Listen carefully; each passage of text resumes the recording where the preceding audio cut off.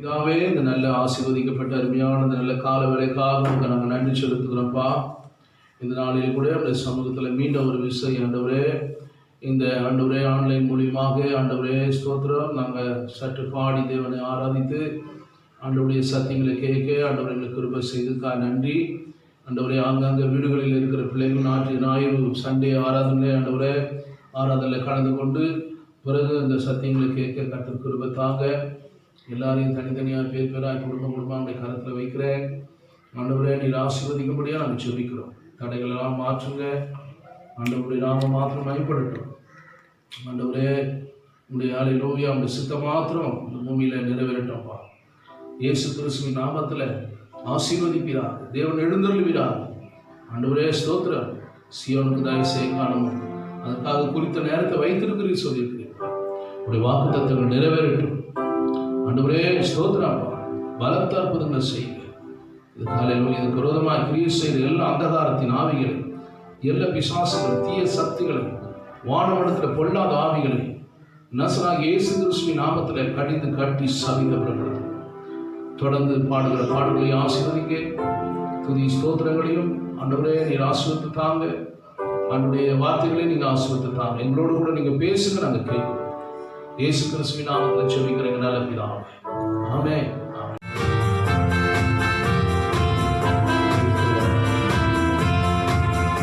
இதோ மனுஷரின் மத்தியில் தேவாதி தேவனே வாசம் செய்கின்றாரே. இதோ மனுஷரின் மத்தியில் தேவாதி தேவனே வாசம் செய்கிறாரே. தேவன் தாவரிக்கும் ஸ்தலமே, தம் ஜனத்தாரின் மத்தியிலா.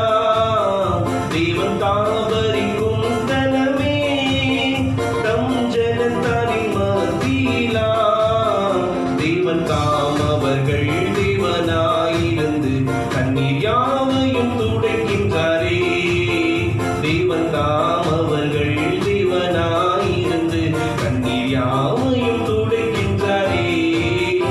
இதோ மனுஷரின் மத்தியில் தேவாதி தேவனே வாசம் செய்கின்றாரே. இதோ மனுஷரின் மத்தியில் தேவாதி தேவனே வாசம் செய்கின்றாரே. தேவ ஆலயமும் அவரே, தூய ஒளி விளக்கும் அவரே. தேவ ஆலயமும் அவரே, தூய ஒளி விளக்கும் அவரே. ஜீவனாலி தம் ஜனங்களின் தாகம் தீர்க்கும் சுத்த ஜீவநதியும் அவரே. ஜீவனாலி தம் ஜனங்களின் தாகம் தீர்க்கும் சுத்த ஜீவநதியும் அவரே. இதோ மனுஷரின் மத்தியில் தேவாதி தேவனே வாசம் செய்கின்றாரே. இதோ மனுஷரின் மத்தியில் தேவாதி தேவனே வாசம் செய்கின்றாரே. மகிமை நிறை பூரணமே, மகா பரிசுத்த ஸ்தலம் அதுவே. மகிமை நிறை பூரணமே, மகா பரிசுத்த ஸ்தலம் அதுவே. என்றும் துதியுடனே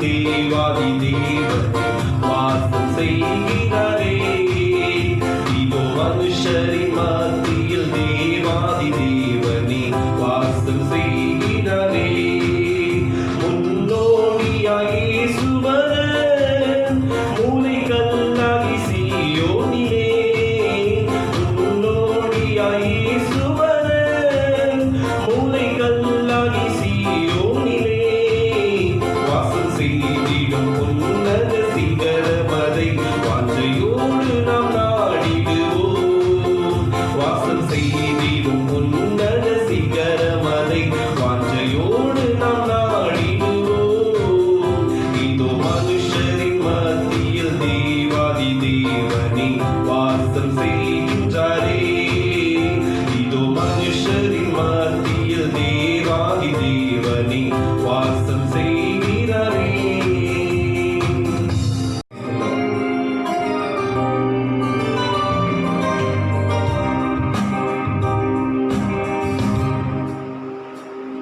நீ சொன்னால் போதும் செய்வேன், நீ காட்டும் வழியில் நடப்பேன், உன் பாதம் ஒன்றை பிடிப்பேன் என் அன்பு இயேசுவே. நீ சொன்னால் போதும் செய்வேன், நீ காட்டும் வழியில் நடப்பேன், உன் பாதம் ஒன்றை பிடிப்பேன் என் அன்பு இயேசுவே. ஆராதனை இயேசுவுக்கே, ஆராதனை இயேசுவுக்கே, ஆராதனை இயேசுவுக்கே, ஆராதனை இயேசுவுக்கே. நீ சொன்னால் போதும் செய்வேன், நீ காட்டும் வழியில் நடப்பேன், உன் பாதம் ஒன்றை பிடிப்பேன் என் அன்பு இயேசுவே. நீ சொன்னால் போதும் செய்வேன், நீ காட்டும் வழியில் நடப்பேன், உன் பாதம் ஒன்றை பிடிப்பேன் என் அன்பு இயேசுவே. கடல் மீது நடந்திட்ட உம் அற்புத பாதங்கள் எனக்கு முன்னே செல்வதா எனக்கில்ல கவலை. காற்றையும் கடலையும் அதட்டிய உம் அற்புத வார்த்தைகள் எந்த முன்னே செல்வதா எனக்கு இது கவலை. ஆராதனை இயேசுவுக்கே, ஆராதனை இயேசுவுக்கே, ஆராதனை இயேசுவுக்கே, ஆராதனை இயேசுவுக்கே. நீ சொன்னால் போதும் செய்வேன், நீ காட்டும் வழியில் நடப்பேன், உன் பாதம் ஒன்றை பிடிப்பேன் என் அன்பு இயேசுவே. நீ சொன்னால் போதும் செய்வேன், நீ காட்டும் வழியில் நடப்பேன், உன் பாதம் ஒன்றை பிடிப்பேன் என் அன்பு இயேசுவே.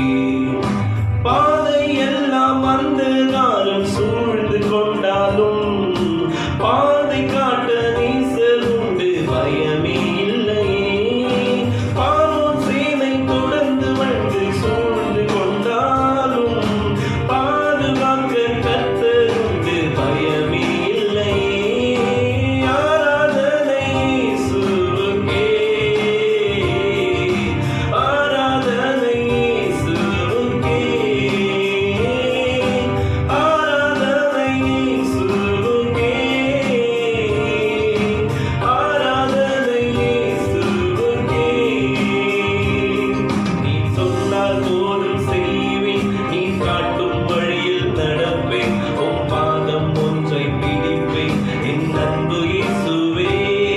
நீ சொன்னால் போதும் செய்வேன், நீ காட்டும் வழியில் நடப்பேன், உன் பாதம் ஒன்றை பிடிப்பேன் என் அன்பு இயேசுவே. ஆராதனை இயேசுவுக்கே, ஆராதனை இயேசுவுக்கே, ஆராதனை இயேசுவுக்கே, ஆராதனை இயேசுவுக்கே. நீ சொன்னால் போதும் செய்வேன், நீ காட்டும் வழியில் நடப்பேன், உன் பாதம் ஒன்றை பிடிப்பேன் என் அன்பு இயேசுவே. நீ சொன்னால் போதும் செய்வேன், நீ காட்டும் வழியில் நடப்பேன், உன் பாதம் ஒன்றை பிடிப்பேன் என் அன்பு இயேசுவே. கர்த்தருடைய நாமம் மகிமையுண்டாவதாக. இந்த தேவ செய்தியினால் நாம் கடந்து போகலாம். கர்த்தர் நம்மோடு கூட தேவன் நம்மோடு கூட பேசத்தக்கதாக நம்முடைய தியானத்துக்காக 1 கொரிந்தியர் 3ஆம் அதிகாரம் 10ஆம் வசனத்தை நாம் வாசிக்கலாம். 1 கொரிந்தியர் 3ஆம் அதிகாரம். எனக்கு அளிக்கப்பட்ட தேவ கிருபையின் வழியே புத்தியுள்ள சிற்பாச்சாரியைப் போல அஸ்திபாரம் போட்டேன். வேறொருவன் அதின்மேல் கட்டுகிறான், அவனவன் தான் அதின்மேல் இன்ன விதமாய் கட்டுகிறான் என்று பார்க்க கடவன். போடப்படுகிற அஸ்திபாரமாகிய இயேசு கிறிஸ்துவை அல்லாமல் வேறே அஸ்திபாரத்தை போட ஒருவனாலும் கூடாது. ஒருவன் அந்த அஸ்திபாரத்தின் மேல் பொன், வெள்ளி, வெளியேற பெற்ற கல், மரம், புல், வைக்கோல் ஆகிய இவைகளை கட்டினால் அவனவனுடைய வேலைப்பாடு வெளியாகும். நாளானது அதை விளங்க பண்ணும். ஏனெனில் அது அக்கினியினாலே வெளிப்படுத்தப்படும். அவனவனுடைய வேலைப்பாடு எத்தன்மை உள்ளதென்று அக்கினியானது பரிசோதிக்கும். கர்த்தருக்குள் பிரியமான தேவஜனமே, ஆண்டவர் இந்த இடத்துல நம்மோடு கூட அப்போஸ்தலனாகிய பவுல் கொரிந்து சபைக்கு எழுதும்போது சொல்லுகிறார், டிஃப்ரெண்ட்டான கைண்ட்ஸ் ஆஃப் சர்வீஸ். அவங்களுடைய அஸ்திபாரத்தில், அவங்களுடைய வாழ்க்கையில் அந்த நாட்களில் கொரிந்து சபையினுடைய நிலைமை குறித்து, அந்த நாட்களில் இருந்த காரியங்களை குறித்து பவுல் தெளிவாக எடுத்து போதிக்கிறார். என்ன காரியம் பார்க்கும்போது, முக்கிய செய்தி அந்த கொரிந்து சபையில் பார்க்கும்பொழுது, பேதுரு, பவுல், அப்போலோ போன்ற தலைவர்களுடைய பெயர்களிலே கொரிந்து சபை என்பது அந்த நாட்களில் பிளவு ஏற்பட்டது. அந்த நாட்களிலே ஒவ்வொருவரையும் பின்பற்றும் மனப்போக்கு அவர்களுக்குள்ளே, அந்த சபைகளில் ஒருவருக்குள்ளேயும் அந்த நாட்களில் இருமாப்பாய் சபையினுடைய காரியத்தில் இருந்ததால பிளவுகள் உருவாகக்கூடிய காரியங்கள் அந்த நாட்கள் உண்டாயிற்று. எனவே இந்த காரியத்தை குறித்து பவுல் அங்கே அவர்களோடு கூட ஆண்டவர் வெளிப்பாடுகளோடு பேசுகிறார். சிறப்பு தன்மை என்னென்றால், மனிதனுடைய தலைமைத்துவத்திலே வழியாக சபையில பிளவு உண்டாகக்கூடாது. உடன் சகோதரர்கள் ஒருவருக்காக ஒருவர் கரிசனை உள்ளவர்களாக இருக்க வேண்டும். நாம் கிறிஸ்துவுக்கு நேர்மை உள்ளவர்களாக இருக்க வேண்டும் என்று ஒரு மனிதனுக்கு அல்ல, கிறிஸ்துக்குள்ளே நாம் வளர வேண்டும். கிறிஸ்துவனால தான் சபை கட்டப்பட வேண்டும். கிறிஸ்து இல்லாமல், இயேசு கிறிஸ்து இல்லாமல் எந்த ஒரு காரியத்தையும் செய்ய முடியாது. நாம் எல்லாரும் ஆவிக்குரியவர்கள், எல்லாவற்றையும் ஆராய்ந்து நிதானிக்க வேண்டும் என்று பவுல் அந்த நாட்களிலே அவர்களோடு கூட பேசுகிறார். அதனால தான் ஆண்டவர் சொல்றார். சிலர் சொல்றாங்க 5:3 நான் பவுல் யார், அப்போலோ யார், கர்த்தர் அவனவனுக்கு அருள் அளித்தபடியே நீங்கள் விசுவாசிக்கிறதற்கு ஏதுவாய் இருந்த ஊழியக்காரன் தானே. நான் நட்டேன், நான் அப்போலோ நீர் பாய்ச்சினான், தேவனே விளைய செய்தார். அப்படி இருக்க நடுகிறவனாலும் ஒன்றுமில்லை, நீர் பாய்ச்சுகிறவனாலும் ஒன்றுமில்லை. விளைய செய்கிற தேவனாலே எல்லாம் ஆகும். அல்லேலூயா. மேலும் நடுகிறவனும் நீர் பாய்ச்சுகிறவனும் ஒன்றாய் இருக்கிறார்கள். அவனவன் தன் வேலைக்கு தக்கதாக கூலியை பெறுகிறான். நாங்கள் தேவனுக்கு உடன் வேலையாட்களாய் இருக்கிறோம். தேவனுடைய பண்ணையும் தேவனுடைய மாளிகையுமாய் இருக்கிறது. தேவனுடைய பண்ணை எப்படி இருக்குன்னா, தேவன் உடன் வேலையாட்களாக இருக்கும். நீங்கள் தேவனுடைய பண்ணையும் தேவனுடைய மாளிகையுமா இருக்கிறீர்கள். ஹல்லேலூயா. அப்ப சபையில் இந்த பண்ணை தோற்றத்துக்குள்ளே கொண்டு வந்து தேவன் தம்முடைய பிள்ளைகளை எப்படி உருவாக்குறார் பாருங்க. ஹல்லேலூயா. அப்ப அன்றைக்கு பிளவு ஏற்பட்டது, ஒழுக்க கேடுகள் அந்த சபையில் உண்டாயிற்று. கொரிந்து சபையில தவறு திருத்தப்படாத ஒரு இழிவான செயல்கள் பார்க்கும்போது பவுல் அதை கேள்விப்படுகிறார். சிலருக்கு திருமணத்தை பற்றி தவறான எண்ணங்கள் இருந்தது, பலவிதமான காரியங்கள், ஆராதனை குறித்து, திருவிருந்து குறித்து காரியங்கள், தவறான காரியங்கள் இருந்தது. இந்த திருவிருந்து குறித்து ஆசாரிப்பில் இருந்த அந்த குறைபாடுகள் அந்த பவுல் கவனிக்கிறார். அதெல்லாம் பார்த்து என்ன சொல்றார், திருத்துறார். பாவத்தை அறிக்கையிடாமல் சிலர் இதில் பங்கு கொள்கிறார்கள் என்று பவுலுக்கு மிகுந்த வேதனைகள். இதெல்லாம் பார்த்து அவர் அந்த பெண்கள் அங்கு எப்படி பங்கு பெறுகிறாங்க, சுத்திகரிப்பு இல்லாமல் பாவத்தை சுத்திகரிப்பு இல்லாமல் அவங்க பங்கு பெறலாம் என்று சொல்லி பலவிதமான போதனைகள், பலவிதமான காரியங்கள் இருந்ததுனால அவங்களை தெளிவுபடுத்துவதற்காக இந்த கொரிந்து சபைக்கு இந்த 1 கொரிந்தியர் நிருபங்களை பவுல் எழுதுகிறார். தேவ பிள்ளைகளே, அல்லேலூயா. சில நேரங்களிலே உயிர்த்தெழுதலை குறித்து தவறான போதனைகள் இந்த சபையில் இருந்தது. அந்த சபையில போதனைகள் காணப்பட்டன. சிலர் கர்த்தர் உயிர்த்தெழுகிறார் என்று சிலர் நினைக்கிறாங்க. சிலருக்கு சரீர உயிர்ப்பு நிகழ்வதற்கு வாய்ப்பே கிடையாது என்று சொல்லி குழம்புறாங்க என்று வாதம் செய்தார்கள். அப்போ நாம் உயிர்த்தெழுவோம் என்பதற்கு சில நிருபமான கர்த்தருடைய காரியங்களில் உயிர்ப்பு நிச்சயமாய் அமைகிறது. கிறிஸ்துவ விசுவாசத்தின் ஆதாரமே கிறிஸ்துவின் உயிர்ப்பிலிருந்து தான் உயிர்த்தெழு. கிறிஸ்து இல்லாமல் யாரும் உயிர்த்தெழ முடியாது என்று பவுல் அங்கு தெளிவுபடுத்துகிறார். அல்லேலூயா. பவுல் அந்த நாட்களிலே சபைக்குள்ள பலவிதமான உபதேசங்கள் பிளவுகள் வந்த காரணங்கள், உபதேசங்கள் மாறின காரணத்தினாலே கர்த்தர் அங்க வன்மையாகவே பவுல் அங்க கண்டிக்கிறார். தேவ பிள்ளைகளே, அல்லேலூயா. இன்றைக்கு நாம கூட பல வருஷங்களாய் ஆண்டவரை ஏற்றுக்கொண்டு நாம் கிறிஸ்துவ காரியங்களிலே மேலோட்டமாக தான் இருக்கிறோம். சத்தியங்களை இன்னும் சரியாம நம்ம அறிந்து கொள்ளாம நாம் சரியான முறையில ஆண்டவர் ஸ்தோத்திரம் ஆண்டவருக்குள்ள கட்டி எழுப்ப முடியாம மேலோட்டமான, அதனாலதான் ஸ்தோத்திரம் அங்க சொல்றார், போடப்பட்டிருக்கிற அஸ்திபாரமாகிய கிறிஸ்துவே அல்லாமல் வேறு அஸ்திபாரத்தை போட ஒருவனாலும் கூடாது. 11 அவசரம். ஒருவன் அந்த அஸ்திபாரத்தின் மேல் பொன் வெள்ளி விலையேறப்பட்ட கல் மரம் புல் வைக்கோல் ஆகிய இவைகளினால் கட்டினால் அவன் வேலைப்பாடு எத்தன்மை என்பது என்று வெளியாகும். அப்ப இன்றைக்கு நம்ம கிறிஸ்துவ வாழ்க்கையில எப்படி வாழ்ந்து கொண்டிருக்கிறோம்? ரட்சிக்கப்பட்டிருக்கிறோம், ஆண்டவரை ஏற்றுக்கொண்டிருக்கிறோம். ஆனா இன்றும் நம்ம முழுமையான நிலையில நாம் மாறாம மேலோட்டமா நாம் இருக்கிறோம். எனவே இயேசு கிறிஸ்து ஒரு நாள் வந்து நியாயத்திற்க போறார். எல்லாரையும் வந்து ஒரு நாள் நியாயத்திற்காக இன்னைக்கு நம்ம எல்லாரும் காத்திருக்கிறோம். எனவே இன்னைக்கு உலகத்தையும் தேவன் நியாயத்திற்கு சுத்திகரித்துக் கொண்டிருக்கிறார். அல்லேலூயா. அத 3ஆம் அதிகாரத்தில் 10ஆம் வசனத்தில் சொல்ல, எனக்கு அளிக்கப்பட்ட தேவ கிருபையின்படி புத்தி உள்ள சிற்பாச்சாரியை போல அஸ்திபாரம் போட்டேன். புத்தி உள்ள சிற்பாச்சாரி என்பது கட்டிட கலைஞரை குறித்து சொல்லப்பட்டிருக்கிறது. எப்படி ஒரு கட்டிட வல்லுநர்கள் அந்த ஒரு பில்டிங்கை கட்டி எழுப்புறார்களோ, அஸ்திபாரத்தை போட்டு அந்த பில்டிங்கை கரெக்டாக அது விழுந்து விடாதபடி அந்த பில்டிங் நல்ல உறுதியான அஸ்திபாரமா இருந்தாதான். அஸ்திபாரம் சரியில்லாம பில்டிங் மேல பவுண்டேஷன் சரியில்லாம கட்டவே முடியாது.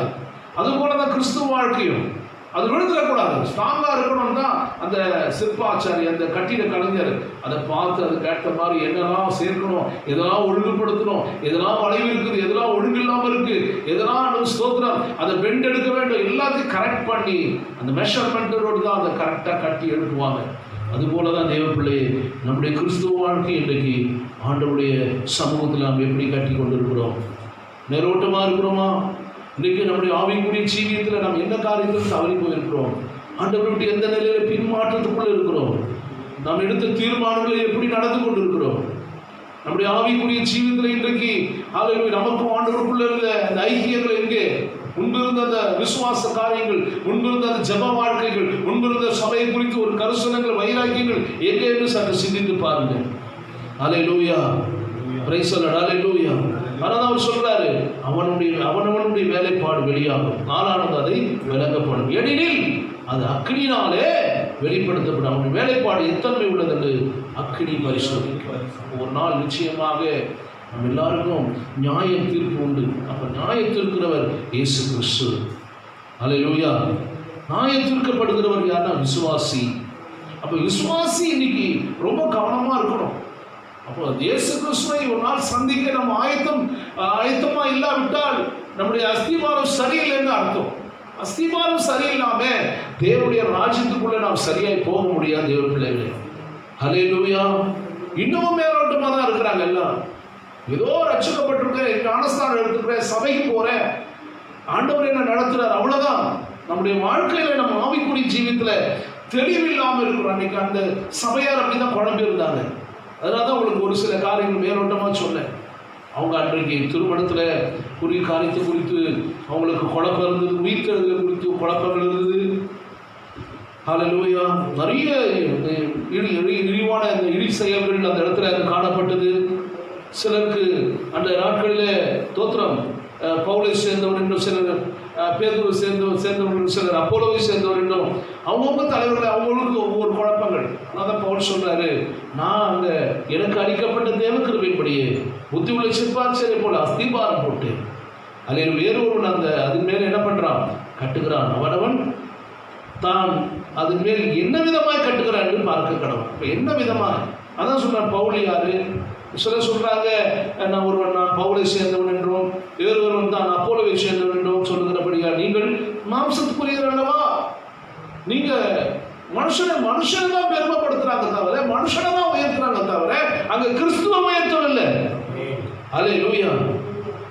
அதனால தான் பவுல் சொல்றாரு 3ஆம் வசனத்துல, மேலும் சகோதரரே அதிகாரத்துல நான் உங்களுக்கு ஆவிக்குரியவன் என்று எண்ணி உங்களோட கூட பேசக்கூடாமல் மாம்சத்துக்குரியவன் என்று கிறிஸ்துக்குள் குழந்தைகள் என்று எண்ணி பேச வேண்டியதாயிற்று. நீங்கள் பலனில்லாதவர்களால் ஆனதனால் உங்களுக்கு போஜனம் கொடுக்காமல் பாலை குடிக்க கொடுத்தேன். இன்னமும் நீங்கள் மாம்சக்குரியவர்களாக இருக்கிறபடியால் இப்போது உங்களுக்கு பலன் இல்லை. அப்போ இன்னமும் நீங்கள் எதை தான் சாப்பிட்டு இருக்கிறீங்க? பாலை தான் குடிச்சிட்டு இருக்கிறீங்க, குழந்தைய போல தான் இருக்கிறீங்க. உங்களுக்கு இன்னும் மாம்சத்துக்குரிய காரியம் தான் இருக்குது. இன்னும் ஆவிக்குரியவர்களாக நீங்கள் மாறல. இன்னும் ஆண்டவர் ஸ்தோத்திரம், உங்களுக்கு ஆவிக்குரிய பலன் இல்லாமல் இருக்கிறதுனால தான் ஆவிக்குரிய அஸ்திபாரம் சரியான நிலையில் இல்லை. அல்லேலூயா. இன்றைக்கு நம்முடைய வாழ்க்கை எப்படி இருக்குது? நம்முடைய அஸ்திபாரம் எப்படி இருக்குது? நமக்கு எல்லாம் நியாயத்திருக்கிற இயேசு கிறிஸ்து ஒரு நாள் வரப்போறார். அப்போ நியாயத்திற்கப்படுகிறவர் யாரு? விசுவாசி. கலாத்தியர் 6ஆம் அதிகாரத்தில் 8ஆம் வசனம் சொல்லப்பட்டிருக்கு. வாசிப்பார். கலாத்தியர் 6ஆம் அதிகாரம் 8ஆம் வசனத்தில் தெளிவாக சொல்றார் ஆண்டவர். ஹல்லேலூயா. தன் மாம்சத்துக்கென்று விதைக்கிறவன் மாம்சத்தினால் அழிவை அறுப்பான். மாம்சத்துக்கென்று விதைக்கிறவன் மாம்சத்தினாலே அழிவை அறுப்பான். ஆவிக்கென்று விதைக்கிறவன் ஆவியினாலே நித்திய ஜீவனை அறுப்பான். ஆவிக்கென்று விதைக்கிறவன் ஆவியினாலே நித்திய ஜீவனை அறுப்பான். அப்போ நம்ம இன்றைக்கு நம்ம விதைக்கிறது எப்படி? நம்முடைய ஜீவியங்கள் எப்படி இருக்கு? மாம்சத்துக்குரியதா இருக்கிறா இல்ல ஆவிக்குரியவரா இருக்கிறோமா? Hallelujah. Praise the lord. Hallelujah. அதை நீங்க நம்ம யோசித்து பார்க்கணும். நம்முடைய ஆவி இவ்வளோ வருஷம் ரட்சிக்கப்பட்டிருக்கிறோம், இன்னமும் நம்ம குழந்தைய போல தான் இருக்கிறோம். அதனால சபைகளில் பிரிவினைகள், சபைகளில் போதனைகள் இன்னைக்கு மாறிக்கொண்டிருக்கு. கடைசி காலங்களில் கள்ள உபதேசங்கள். ரொம்ப கவனமாக நம்ம இருக்க வேண்டும். அல்லேலூயா. Praise the lord. அதான் தேவ பிள்ளைகளே, அவர் அழகாக சொல்றார், தான் மாம்சத்துக்கென்று விதைக்கிறோம் மாம்சத்துக்கென்று அழிவை அறுப்பான். அதனால மாம்சத்துக்குரியவளாகவே இருக்கிறாங்க. இன்னைக்கு சண்டைகள், பிரிவினைகள், சபைகளில் இந்த காரியங்கள், பதவி, இன்னைக்கு சபைகளில் எலெக்ஷன்கள், இதில் தான் இன்னைக்கு இந்த போட்டி போட்டு நான் அதில் முதன்மையாக வருவேன். இதுதான் இன்னைக்கு உலகத்தில் நடந்துட்டு இருக்கு. தங்களை தாங்களே ஆராய்ந்து பார்க்கறது கிடையாது. நமக்கும் ஆண்டவருக்குள்ளேயும் நம்ம எப்படி வாழ்ந்து கொண்டிருக்கிறோம், நம்முடைய கிறிஸ்துவ ஜீவி எப்படி இருக்கு, தனிப்பட்ட காரியத்தில் நம்ம எப்படி நடந்து கொண்டிருக்கிறோம், யாரும் பார்க்கறதே கிடையாது. Price the Lord. இன்னமும் நம்ம என்ன பண்ணுறோம்? அவங்க இவங்க இப்படி தான் இருக்கிறாங்க, அவங்க இப்படி தான் இருக்கிறாங்க, இன்னும்லேயே நம்ம குற்றம் சாட்டிட்டு தான் இருக்கிறோம் தவிர நாம் இன்னும் மாறாமல் தான் இருக்கோம். அல்லேலூயா. அதனால தான் பவுல் அழகாக தெளிவாக பேசுகிறார் பாருங்க. நீங்கள் அதே நீங்கள் எபேசியர் 6ஆம் அதிகாரம் 8ஆம் வசனத்தை நீங்கள் பாருங்க. 6ஆம் அதிகாரம் 8ஆம் வசனம். மனுஷனுக்கென்று ஊழியம் செய்யாமல் கர்த்தருக்கென்று நல் மனதோடு ஊழியம் செய்யும். மனுஷனுக்கென்று ஊழியம் செய்யாமல் கர்த்தருக்கென்று நல் மனசாட்சியோடு, என்னதான் நல் மனதோடு ஊழியம் செய்யுங்கள். அல்லேலூயா. அப்போ நம்ம இன்னைக்கு நிறைய பேர் மனுஷனை தான் பிரியப்படுத்துறாங்க தவிர கர்த்தரை யாரும் உயர்த்தது கிடையாது. அல்லேலூயா. மனுஷனை உயர்த்த வேண்டாம், கர்த்தரை நம்ம உயர்த்தினா போதும். அல்லேலூயா. இப்போ தேவனுக்கெல்லாம் நம்மளை நியாயத்திருப்பார். நியாயத்திருக்கிறவர் இயேசு கிறிஸ்து, நியாயத்திருக்கப்படுகிறவர் விசுவாசி. அப்போ விசுவாசி நீங்க எவ்வளவு வருஷம் இந்த பூமியில வாழ்ந்தீங்க, ஆண்டவருடைய காரியங்கள் இதெல்லாம் கர்த்தர் நம்மளை கணக்கு கேட்பார். அல்லேலூயா. ரொம்ப கவனமாக நம்ம இருக்கணும். நம்ம நிறைய வேலையில் தவறு பண்ணிடுறோம், நம்ம இஷ்டம் போல செய்கிறோம், நம்ம இஷ்டம் போல என்ன பண்ணிடுறோம், பேசிடுறோம், என்ன பண்ணுறோம், யார் என்ன பண்ணுறோம் ஒன்றும் தெரியாமல் நம்ம செய்கிறோம். அல்லேலூயா. அதுதான் அப்போ ரோமருக்கு எழுதும்போது கூட பவுல் சொல்கிறாரு 14:10, இப்படி இருக்க நீ உன் சகோதரனை குற்றவாளி என்று தீர்க்கிறதென்ன? நீ உன் சகோதரனை அற்பமாய் எண்ணுகிறது என்ன? நாம் எல்லோரும் கிறிஸ்துவினுடைய நியாயஸ்தானத்திற்கு முன் நம்ம எப்படி போறோமா? எல்லாரும் நம்ம எல்லாரும் கிறிஸ்துவினுடைய நியாயஸ்தானத்திற்கு முன்பாக நிற்போமே. அப்போ நம்ம மற்றவர்களை நம்ம குற்றவாளி என்று தீர்க்கிறது என்ன? நம்மையே நம்ம நிறைய பேர் நம்ம அப்படிதான் நினைக்கிறோம். அவங்க எப்படி தேவையில்லாத வேலை. நம்முடைய அஸ்திபாரம் இன்றைக்கு எப்படி இருக்கு?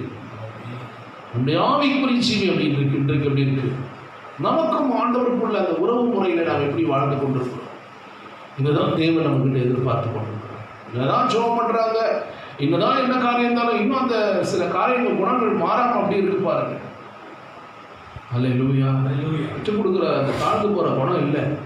எப்படி அவங்க என்ன பார்த்து சொல்லலாம், எப்படி அந்த காரியத்தை பேசலாம், இப்படியே தான் நம்ம வாழ்ந்து கொண்டிருக்கிறோம் தவிர இன்னும் நமக்குள்ள இந்த அஸ்திபாரம் சரியான நிலையில் இல்லை தேவ பிள்ளைகளே. அதனால தான் ஆண்டவர் சொல்கிறாரு அந்த காரியங்களில் நிச்சயமாக ஒரு நாள் நடக்க போகுது. ஆண்டவர் நிச்சயம் நம்ம அஸ்திபாரம் எப்படி இருக்கு அப்போ தான் நீங்கள் தெரிய போகுது, நியாயம் தீர்க்கப்படும் போது தான். அதான் ரோமரில் நீங்கள் 1 கொரிந்தியரில் தான் 9:24 கூட படிச்சு பாருங்க. 24 படிச்சு பாருங்க. 1 கொரிந்தியர் 9:24. பந்தய சாலையில் ஓடுகிறவர்கள் எல்லாரும் ஓடுவார்கள். ஆகிலும் ஒருவனே பந்தயத்தை பெறுவான் என்று அறியீர்களா? நீங்கள் பெற்றுக்கொள்ளத்தக்கதாக ஓடுங்கள். பந்தயத்திற்கு போராடுகிற யாவரும் எல்லாவற்றிலும் இச்சையடக்கமாய் இருப்பார்கள். எல்லாவற்றுக்கும் இச்சையடக்கமாய் இருப்பார்கள். அழிவுள்ள கிரீடத்தை பெறும்படி அப்படி செய்கிறார்கள். நாமோ அழிவில்லாத கிரீடத்தை பெறும்படிக்கு அப்படி செய்கிறோம். நமக்கு நாம என்ன கிரீடம் தராரா? அழிவில்லாத கிரீடத்தை. அல்லேலூயா. ஆண்டவரே, தேவ பிள்ளைகளே, அப்போ பந்தய சாலையில் ஓடுகிறவர்கள் எல்லாம் ஓடுவார்கள். ஆகிலும் ஒருவனே தான் பந்தயத்தை என்ன பண்ணுவான்? நீங்கள் பெற்றுக்கொள்ளத்தக்கதாக ஓடுங்கள். நமக்கு இன்னைக்கு நம்முடைய ஓட்டம், நம்முடைய ஜீவியம், நம்முடைய ஆண்டவரோடு கூட இருக்கிற அந்த கிறிஸ்துவ வாழ்க்கை எப்படி இருக்குன்னு சற்று நம்ம சிந்தித்து பார்ப்போம். பந்தயத்தில் போராடுகிற யாவரும் எல்லாவற்றிலும் எப்படி இருப்பாங்களாம்? ஆமாம், அந்த பந்தயத்தில் இருக்கிறோம் ரொம்ப ப்ராக்டிஸ். அவங்களுக்கு எப்படியாவது நம்ம இந்த வெகுமதியை நம்ம பெற்றுக்கொள்ள வேண்டும் அப்படின்னு சொல்லி என்ன பண்ணுறாங்க? ஓட்டப்பந்து வீரராக இருந்தாலும், எந்த ஒரு டென்னிஸ் பிளேயராக இருந்தாலும், கிரிக்கெட் பிளேயராக, ஃபுட்பால் பிளேயராக இருந்தாலும் பல மணி நேரங்கள் அதுக்காக பயிற்சி எடுக்கிறாங்க. அதிகாலையில் எடுத்துக்கிறாங்க. உடல் வலிமைகளை அவங்க என்ன பண்ணுறாங்க? ஃபிட்னஸ்குள்ளே கொண்டு வராங்க. எல்லா காரியத்தையும் என்ன பண்ணுறாங்க? ரொம்ப எல்லா காரியத்தையும் உலக காரியங்களாம் இச்சடக்கமாக இருப்பாங்க. அவர்கள் அழிவுள்ள கிரீடத்தை பெறும்படி அப்படி செய்கிறார். நாமோ அழிவில்லாத கிரீடத்தை பெறும்படி அப்படி செய்கிறோம். அல்லேலூயா. அதெல்லாம் அழிந்து போகிறது. அழியாத கிரீடத்தை ஒரு நாள் தேவராஜ்யத்தில் போகும்போது நிச்சயமாக ஆண்டவர் நமக்கு தரப்போறார். அல்லேலூயா. இப்போ இதை நம்முடைய அஸ்திபாரம் சரியில்லைனா, நம்முடைய ஜீவிய வாழ்க்கை சரியில்லைனா அந்த கிரீடத்தை நாம் பெற்றுக்கொள்ள முடியாது. இழந்து விடுவோம் தேவ பிள்ளையை. அங்கே போகும்போது வெக்கப்பட்டு போயிடுவோம். ஆண்டவர் வெக்கப்படுத்த நம்ம தெரிந்து கொள்ளவில்லை. அல்லேலூயா. அவர்கள் அவரை நோக்கி பார்த்தார்கள். அவருடைய முகங்கள் வெக்கப்பட்டு போகவில்லை. அவருடைய முகங்கள் பிரகாசம் அடைந்தது. ஆண்டவர்கிட்ட போகும்போது, தேவனுடைய ராஜ்யத்தில் நாம் போகும்போது அங்கே கர்த்தர் நம்மை கனப்படுத்துவார். நமக்குள்ள வெகுமதிகளை, அந்த கிஃப்டை கர்த்தர் நம்ம கொடுப்பார். அப்போ இங்கே நம்முடைய ஓட்டம் எப்படி இருக்கு, நம்முடைய ஜீவி எப்படி இருக்கு, இதை தான் கர்த்தர் நமக்கும் ஆண்டவருக்குள்ள அந்த ஐக்கியம் எப்படி இருக்கு, நமக்கும் ஆண்டவர் கிறிஸ்துவுக்கு நமக்குள்ள அந்த ஆண்டவருடைய அந்த உறவு முறையில் நம்ம எப்படி வாழ்ந்து கொண்டிருக்கோம். பல வருஷம் சத்தியம் கேட்குறோம், நம்ம அப்படியே மேலோட்டமாக தான் இருக்கிறோம். பாரம்பரியமாக தான் இன்றைக்கு பாரம்பரிய கிறிஸ்தவம் தான் அதிகமாக இருக்கிறாங்க. ரொம்ப யோசிச்சு பாருங்க. இதெல்லாம் ஒரு காரியம் தான், அதை அப்படியே கடைப்பிடிக்கிறாங்க. பைபிளில் இல்லாத சொல்லாத காரியத்தெல்லாம் செய்துக்கிறாங்க கிறிஸ்தவங்க. அல்லேலூயா. நாள் பார்க்குறாங்க, நிறைய பேர் நேரங்களை பார்க்குறாங்க. யோசிச்சு பாருங்களேன், இந்த நேரத்தை பார்க்குறாங்க, ராவுகாலம், யமகண்டம் பார்க்குறாங்களா இல்லையா? எல்லாத்தையும் பார்த்து இதெல்லாம் ஆண்டவர் ரொம்ப துக்கப்படுவார். இதுதான் நீங்கள் அஸ்திபாரம் சரியான சத்தியத்தில் நம்ம அந்த கேட்டு நம்ம சத்தியத்தில் நம்ம நடக்கிறது கிடையாது. இதனால தான் ஆவியானவர் துக்கப்படுகிறார். அப்போ நியாயம் தீர்க்கப்படுகிற ஒரு காலம் நமக்கு இருக்கு. ஆமென் சொல்லுங்க. அல்லேலூயா. கிறிஸ்து வரப்போறார். அந்த காலம் தான் ரகசிய வருகைக்கு வெளிப்படையான 2ஆம் இடைப்பட்ட காலத்தில் ஆண்டவர் நம்மளை நியாயம் தீர்க்க போறார். Praise the lord. அல்லேலூயா. ஆண்டவர் நிச்சயமாக மத்திய ஆகாயத்தில் இறங்கி வரப்போறார். ஆமென். கிறிஸ்துக்குள் மரித்தவர் முதலாவது எழுந்திருப்பாங்களாம். உயிரோடு இருக்கிற நாம என்ன பண்ணுமா? எடுத்துக்கொள்ளப்பட போறோம். ஆண்டவருடைய அல்லேலூயா. தேவ பிள்ளைகளே, ஆண்டவர் ஸ்தோத்திரம். 1 தெசலோனிக்கர் 1ஆம் வருகை, அந்த 2வது தெசலோனிக்கர் தான் பார்க்கும்போது அது 2வது வருகையில் வரும். அந்த 1 தெசலோனிக்கர் நீங்கள் பார்க்கும்போது ஆண்டவர் சொல்கிறாரு, இந்த வசனங்களை 4ஆம் அதிகாரத்தில் 16ஆம் வசனத்தில் நீங்கள் ஏனெனில் கர்த்தர் தாமே ஆரவாரத்தோடு பிரதான தூதனுடைய சத்தத்தோடு தேவ எக்காலத்தோடு வானத்திலிருந்து இறங்கி வருவார். அப்பொழுது கிறிஸ்துவுக்குள் மரித்தவர்கள் முதலாவது எழுந்திருப்பார்கள். முதல்ல அவங்க தான் எழுந்திருப்பாங்க. பின்பு உயிரோடு இருக்கிற நாமும் கர்த்தருக்கு எதிர்கொண்டு போக மேகங்களில் அவர்களுடைய ஆகாயத்தில் எடுத்துக்கொள்ளப்பட்டு விதமா எப்போதும் கர்த்தருடனே கூட இருப்போம். அப்போ நம்ம இப்போ ஆண்டவர் வந்துட்டாருன்னா ரகசிய வருகிறது தான். அப்போ நம்ம உயிரோடு இருந்தோம்னா நம்ம எடுத்துக்கொள்ளப்படும். அப்போ அந்த காலம், இந்த காலத்தில் தான் நம்ம வாழ்ந்து கொண்டு இருக்கிறோம். ஒரு வருகைக்காக தான் நம்ம காத்திருக்கிறோம். அப்போது இந்த காலம் எங்கே நடக்க போகுது? இது இடம் பரலோகத்தில் நமக்காக கர்த்தர் நமக்கு ஆயத்தம் பண்ணி வச்சிருக்கிறார். ஹல்லேலூயா.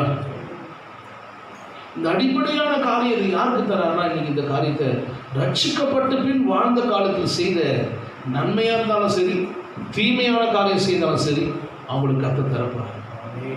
ஹல்லேலூயா.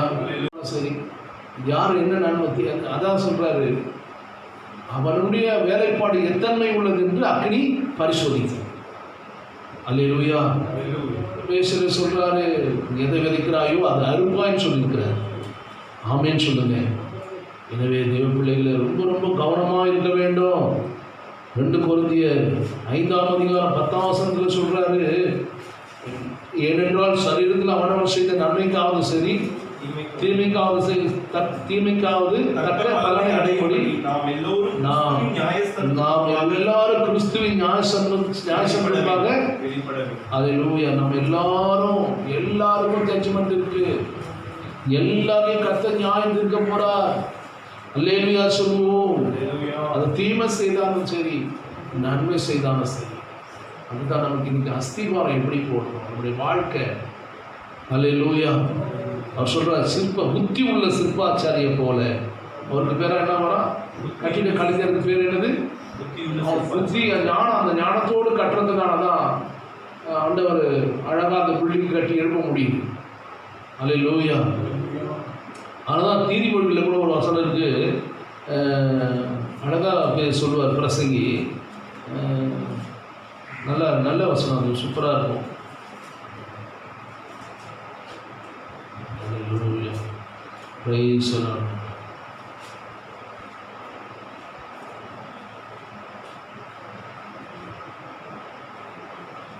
Oh, Raja. Praise the Lord.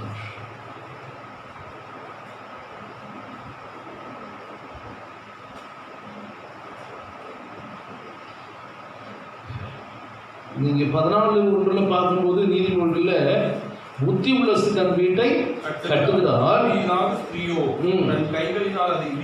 இடித்து போடுகிறார். இப்போ புத்தி உள்ளவங்க தான் என்ன எதை கட்ட முடியும்? ஆமாம், அந்த ஞானமாக அதை செய்யலைன்னா கண்டிப்பாக குடும்பங்களில் வீடுகளில் என்ன வருது? பிரச்சனை வரதான் செய்யுது. ஆண்டவருடைய பிள்ளைகளை, அதே நீங்கள் 24ஆம் அதிகாரம் 3ஆம் வசனத்தில் சொல்றாரு, வீடு ஞானத்தினாலே கட்டப்பட்டு விவேகத்தினாலே நிலைநிறுத்தப்படும், அறிவினால அறைகளில் அருமையும் இனிமையுமான சகலவித பொருட்களாலும் பாருங்க. அப்போ வீடு கட்டுறது கூட பாருங்க, நம்ம வாழ்கிற வீடு கூட வீடு ஞானத்தினால கட்டப்பட்டு விவேகத்தினால நிலைநிறுத்தப்படும்.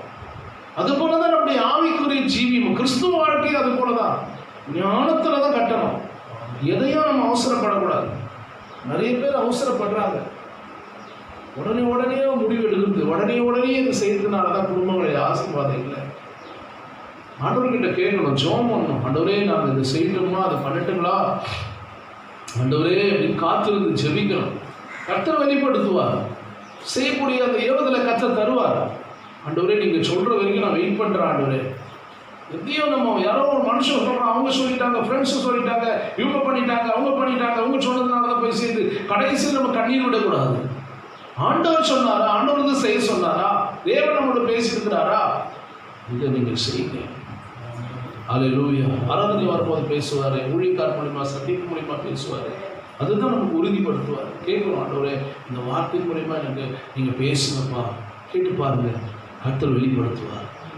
நம்முடைய அஸ்திபாரம், இந்த ஃபவுண்டேஷன் சரியாக இருக்குமானால் நம்முடைய வாழ்க்கையை, நம்முடைய ஜீவியமும் நம்முடைய எதிர்காலமும் சரியான முறையில் கர்த்தர் அமைத்து தருவார்.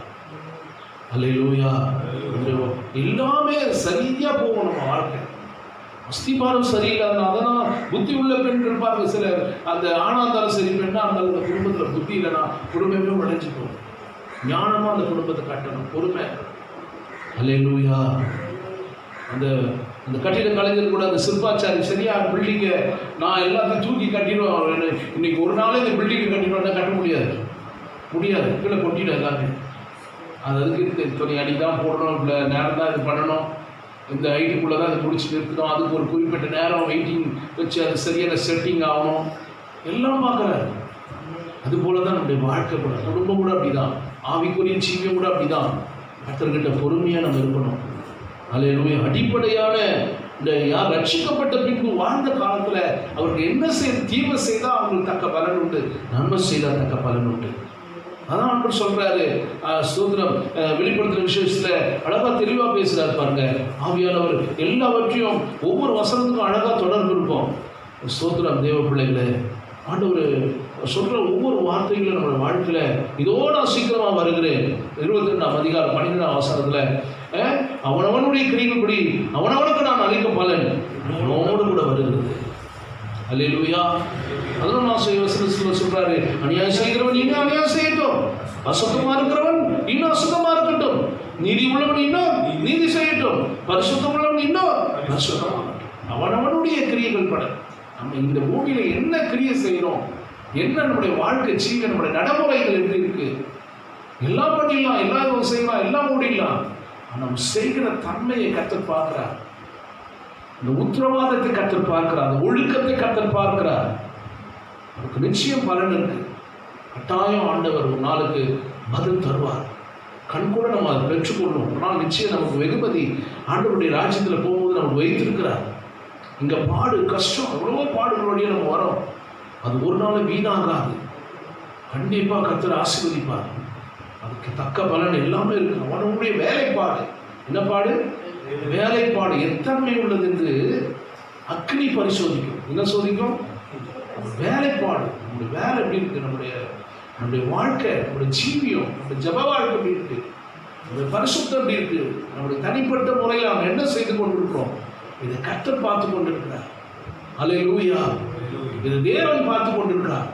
ஒருவேளை தேவன் பார்க்கல நீங்க நினைக்காதீங்க. 24 hours 24 மணி நேரம் ஆண்டு பார்த்துட்டு தான் இருக்கிறார்.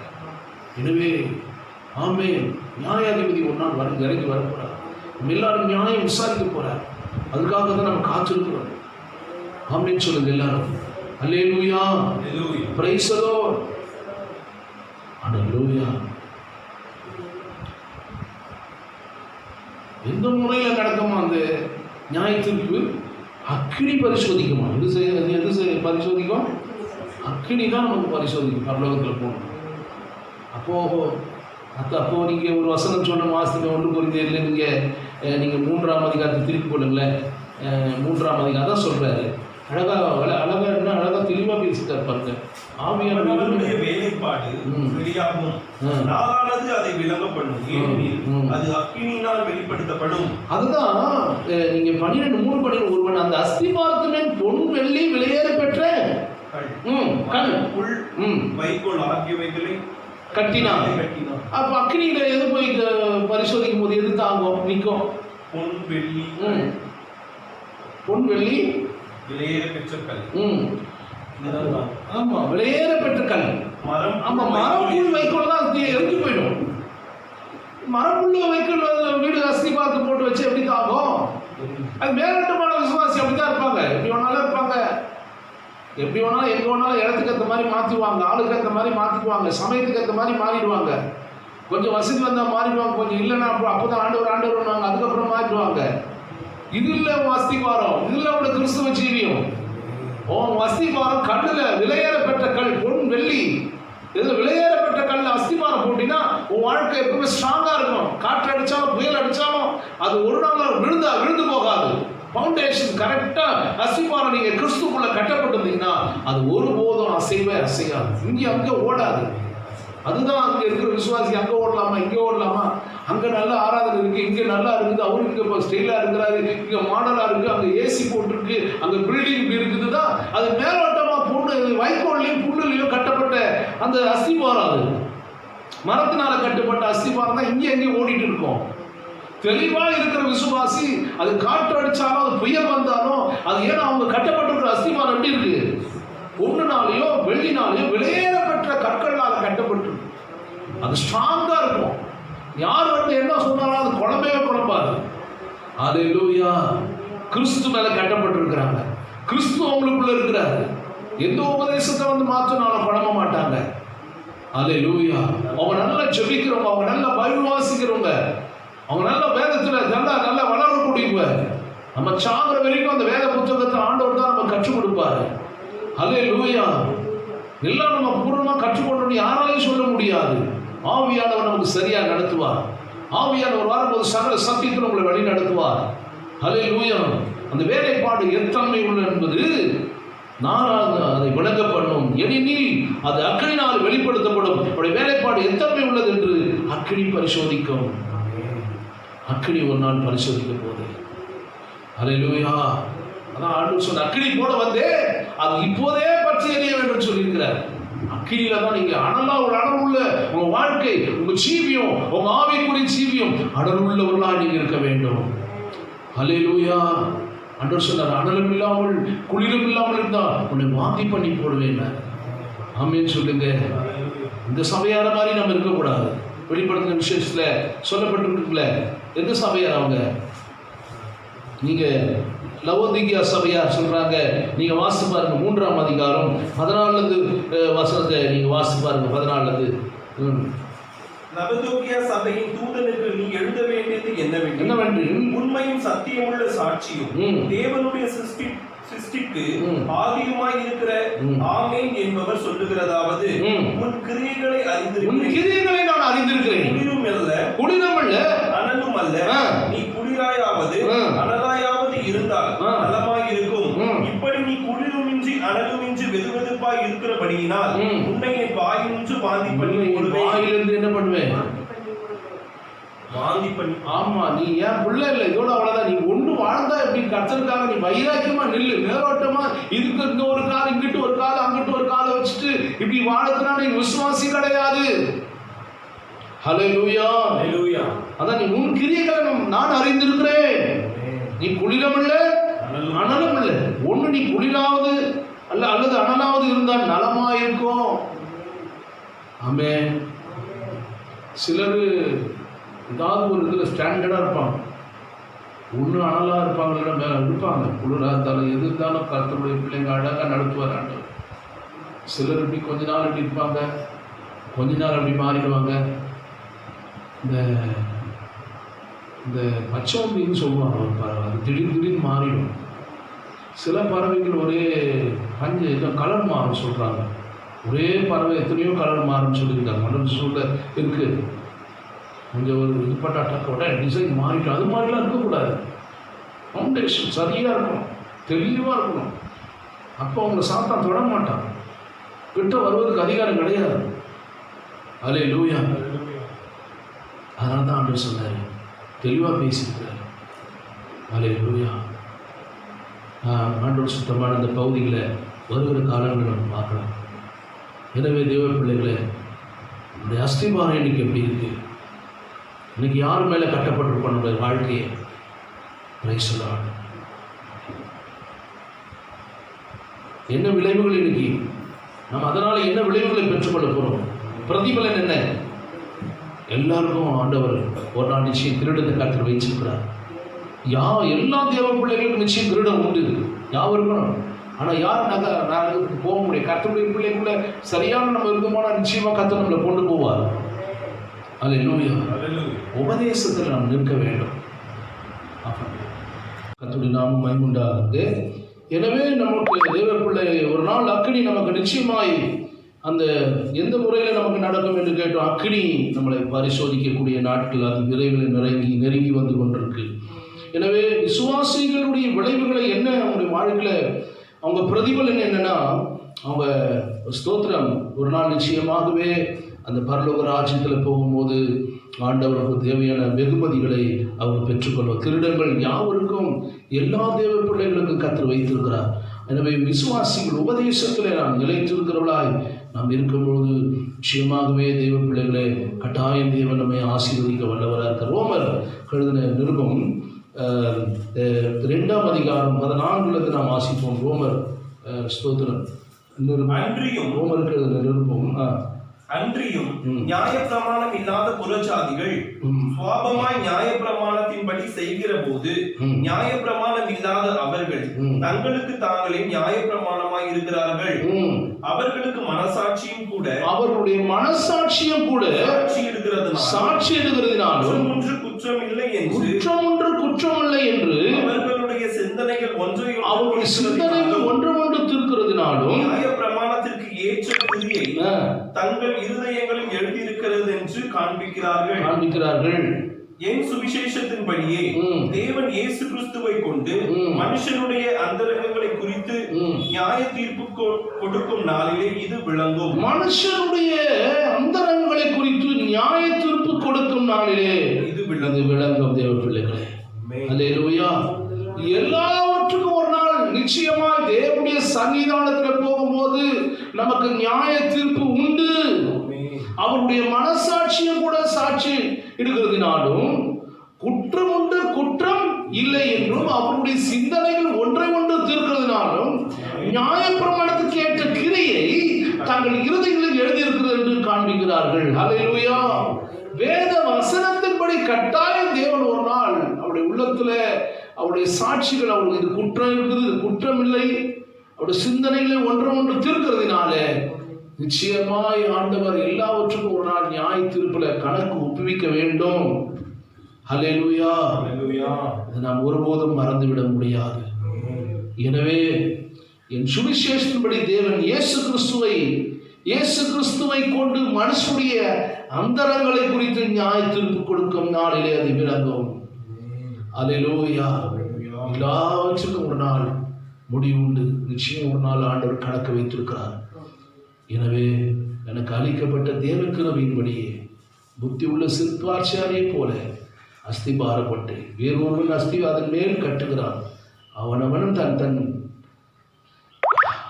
அதன் மேல் என்ன விதமாய் கட்டுகிறான் என்று பார்க்க கடவான். எனவே தேவனுடைய பிள்ளையே, நிச்சயமாகவே ஆண்டவர் நமக்கு ஒரு நாள், அந்த நாள் சீக்கிரமாக நெருங்கி கொண்டிருக்கு.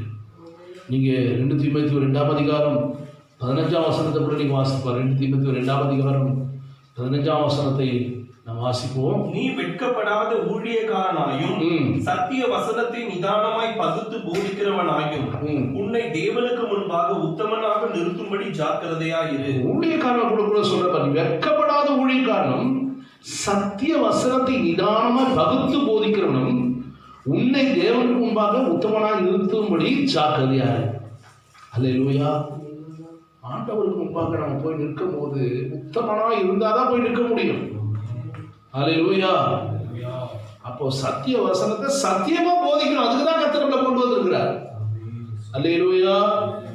சத்தியத்தை மறைச்சிட்டு சத்தியத்துக்கு காலத்துக்கு ஏற்ற மாதிரி போனா கள்ள போதகர்கள் சிறுக்கடான காரியங்களுக்கும் விலகி போகும்போது கள்ள தரமான காரியங்களிலே அவபக்தி உள்ளவர்களாய் நடப்போமானால் கர்த்தர் ஒரு நாள் நியாய தீர்ப்புல கட்டாயம் பதில் உண்டு. அல்லேலூயா. எல்லாருக்கும் கர்த்தர் நிச்சயம் வச்சிருக்கிறார். ஊழியக்காரர்களை விடவே மாட்டார். ஊழியர்களாக இருந்தாலும் சரி, விசுவாசிகளாக இருந்தாலும் சரி, எல்லாருக்கும் கணக்கு வைத்திருக்கிறார். ஆனால் ஊழியர்கள் குறித்து கூட 1 கொரிந்தியரில் பார்க்கும்போது அங்கே வாசிக்கமே நமக்கு ஊழியங்கள் நம்ம என்னென்னலாம் செய்கிறோம் எல்லாத்தையும் 10ஆம் அதிகாரத்திலிருந்து அந்த 3ஆம் அதிகாரம் 10லேருந்து 17 வரைக்கும் எல்லாத்துக்கும் ஆண்டவர் தெளிவாக சொல்லியிருக்காருல்ல. 3ஆம் அதிகாரத்தில் நீங்கள் பார்த்தீங்களே, ஸ்தோத்திரம். அந்த என்னெல்லாம் நியாயத்தில் இருக்கப்படும், இது மேலே அஸ்திபாரம் போடுறோம் எல்லாத்தையும். அதுதான் நீங்கள் தேவனுடைய ஆலயமாக இருக்கிறீர்கள் என்று தேவனுடைய ஆவிகளில் வாசமாக இருக்கின்றோம் அறியாதீர்களா? ஒருவன் தேவனுடைய ஆலயத்தை கெடுத்தால் அவனை தேவன் கெடுப்பார். தேவனுடைய ஆலயம் பரிசுத்தமாக இருக்கிறதே, நீங்களே அந்த ஆலயம். அல்லேலூயா. எனவே கர்த்தர் நமக்கு நிச்சயம் ஆண்டவர் ஒரு நாள் நியாய தீர்ப்பு வைத்திருக்கார். தேவ பிள்ளைகளை ஆண்டவர் கட்டாயம் நம்ம கணக்கு கொடுத்தே ஆகணும். அல்லேலூயா. எனவே கர்த்தருக்கு ஸ்தோத்திரம். நம்முடைய ராஜ்யம் புசிப்பும் குடிப்பும் அல்ல, அது நீதியும் சமாதானமும் பரிசுத்தாவினால் உண்டாகும் சந்தோஷமாக இருக்கிறது. ரோமரில் வாசிக்கிறோம் 14ஆம் அதிகாரம் 18ஆம் வசனம் 17 ஸ்தோத்திரம் 17-18 கூட நீங்கள் பாருங்கள். இவங்களால் கிறிஸ்துவுக்கு ஊழியம் செய்கிறவன் தேவனுக்கு பிரியனும் மனுஷரால் அங்கீகரிக்கப்பட்டவன். அப்போது கிறிஸ்துக்கு ஊழியம் செய்கிறவன் இருக்கணும், தேவனுடைய பிரியனுமா மனுஷனால் அங்கீகரிக்கப்பட்டவனாக இருக்க வேண்டும். அல்லேலூயா. கிறிஸ்துவ வாழ்க்கையிலோ ஏனோதானம் என்று அநேகர் வாழ்ந்து கொண்டு 14ஆம் அதிகாரத்தில் படித்து பாருங்கள். அல்லேலூயா. அநேக காரியங்களை பவுல் ரோமருக்கு எழுதும்போது சொல்லியிருக்கிறார். எனவே தெய்வ பிள்ளைகளை நிச்சயமாக நம்முடைய நடக்கையில் நாம் ஆண்டவருக்கு எவ்வளோ உத்தரவாதமாக இருக்கணும். நடக்கை கூட ரொம்ப முக்கியம். நம்முடைய ஜீவியம், நம்முடைய தனிப்பட்ட காரியங்களை கர்த்தர் ஒவ்வொன்றுக்கும் ஆண்டவர் அந்தரங்க காரியங்களுக்கு ஒவ்வொன்றுக்கும் ஆண்டவர் கட்டாயம் பதில் கொடுத்தே ஆகும். Price the Lord. மாம்சமான கிரியைகளை குறித்து சொல்றாரு. கொலேசியர் 3ஆம் அதிகாரத்தில் கூட நீங்கள் படிச்சு பாருங்க. கொலேசியர் 3ஆம் அதிகாரத்தில் நேராவது நம்ம சீக்கிரமாக நீங்கள் கிறிஸ்துவுடனே கூட எழுந்தது உண்டானால் கிறிஸ்து தேவனுடைய வலது பாரசத்தில் வீற்றிருக்கும் இடத்துல மேலானவை நாடு, பூமியில் உள்ளவைகள் இல்லை, மேலானவைகளே நாடு சொல்றாரு. நம்முடைய சிவனாகி கிறிஸ்து வெளிப்படும் போது நீங்கள் அவருடனே கூட மகிமையிலே வெளிப்படுவீர்கள். ஆகிய விபச்சாரம், அசுத்தம், மோகம், துர்ச்சி, விக்கிரக ஆராதனை, பொருளாசை ஆகியவைகளை பூமியில் உண்டு பண்ணுகிற உங்கள் அவைகளை அழித்துக் கொடுங்க. இவைகளை பொருட்டு கீழ்ப்படியாமல் மேல் தேவ பிள்ளைகள் மேல எப்படி இருக்குமா? தேவ கோபாக்கினை வரும். கீழ்ப்படியாமல் பிள்ளைகள் மேல தேவ கோபாக்கினை ஒரு நாள் வரும். அல்லேலூயா. Praise the lord. அல்லேலூயா. எனவே 3ஆம் அதிகாரத்தில் எல்லா காரியத்தையும் தேவன் சொல்லியிருக்கிறார். ஆமென். கர்த்தருக்கு ஸ்தோத்திரம். அதாவது மனைவி குறித்து, பிள்ளைகள், புருஷர்களை குறித்து, பிள்ளைகளை குறித்து, பெற்றோர்களை குறித்து, வேலைக்காரர்களை குறித்து எல்லாத்துக்கும் பாருங்க இந்த 3ஆம் அதிகாரத்தில் என்னென்ன ஒழுங்கு, எல்லா ஒழுக்கத்தையும் குறித்து பவுல் எழுதியிருக்கிறார். Praise the lord. அல்லேலூயா. அதனால் வார்த்தைகள் கூட ரொம்ப கவனமாக இருக்கணும். பேசுகிற ஒவ்வொரு காரியங்களையும் குறித்து கூட கர்த்தருக்கு நம்ம கணக்கு கொடுக்க வேண்டிய காலத்தில் வாழ்ந்து கொண்டிருக்கிறோம். Price the Lord. மத்திய புஸ்தகத்தில் கூட நீங்கள் 12ஆம் அதிகாரத்தை நீங்கள் பார்க்கும்போது 32 படிச்சு பாருங்கள். மத்திய 12ஆம் அதிகாரம். எவனாகிலும் மனுஷகுமாரனுக்கு விரோதமாய் வார்த்தை சொன்னால் அது அவனுக்கு மன்னிக்கப்படும். எவனாகிலும் பரிசுத்த ஆவிக்கு விரோதமாய் பேசினால் அது இம்மையிலும் மறுமையிலும் அவனுக்கு மன்னிக்கப்படுவதில்லை. மரம் நல்லதென்றால் அதன் கனியும் நல்லதென்று சொல்லுங்கள். மரம் கெட்டதென்றால் அதன் கனியும் கெட்டதென்று சொல்லுங்கள். மரமானது அதன் கனியினால் அறியப்படும். விரியன் பாம்பு குட்டிகளே, நீங்கள் கொள்ளாதவர்களாய் இருக்க நலமானவைகளை எப்படி பேசுவீர்கள்? 12ஆம் அதிகாரம் 32 தானே படிக்கிறோம். ரைட். கண்டினியூ பண்ண.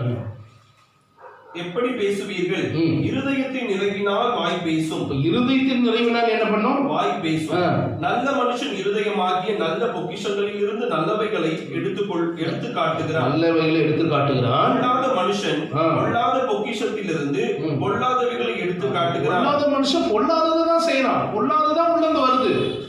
இப்ப நீ நல்லவனா இருந்தீனா நல்ல காரியத்தை செய்ய முடியும். அல்லேலூயா.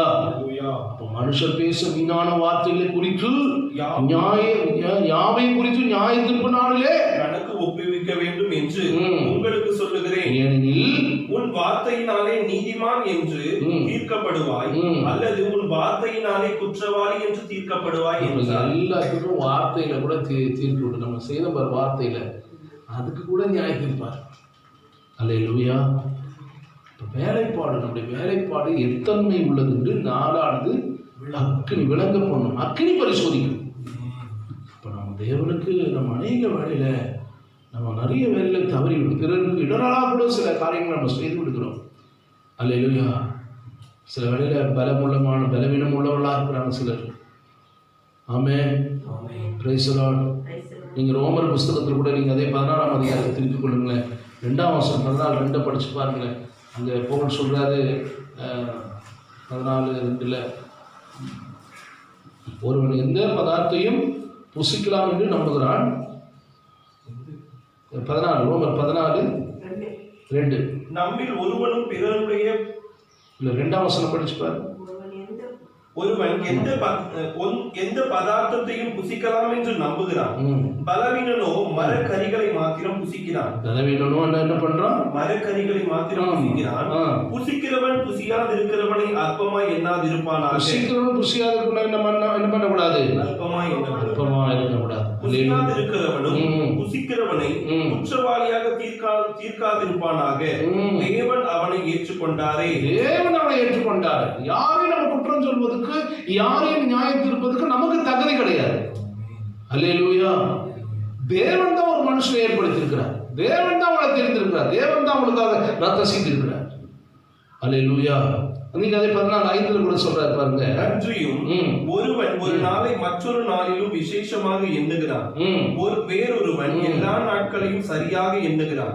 அவனவன் தன் தன் மனதிலே முழு நிச்சயத்தை உடையவனாய் இருக்க கடவன். அப்போ ஒருவன் ஒரு நாளை மற்றொரு நாளையும் விசேஷமா என்ன பண்றான்?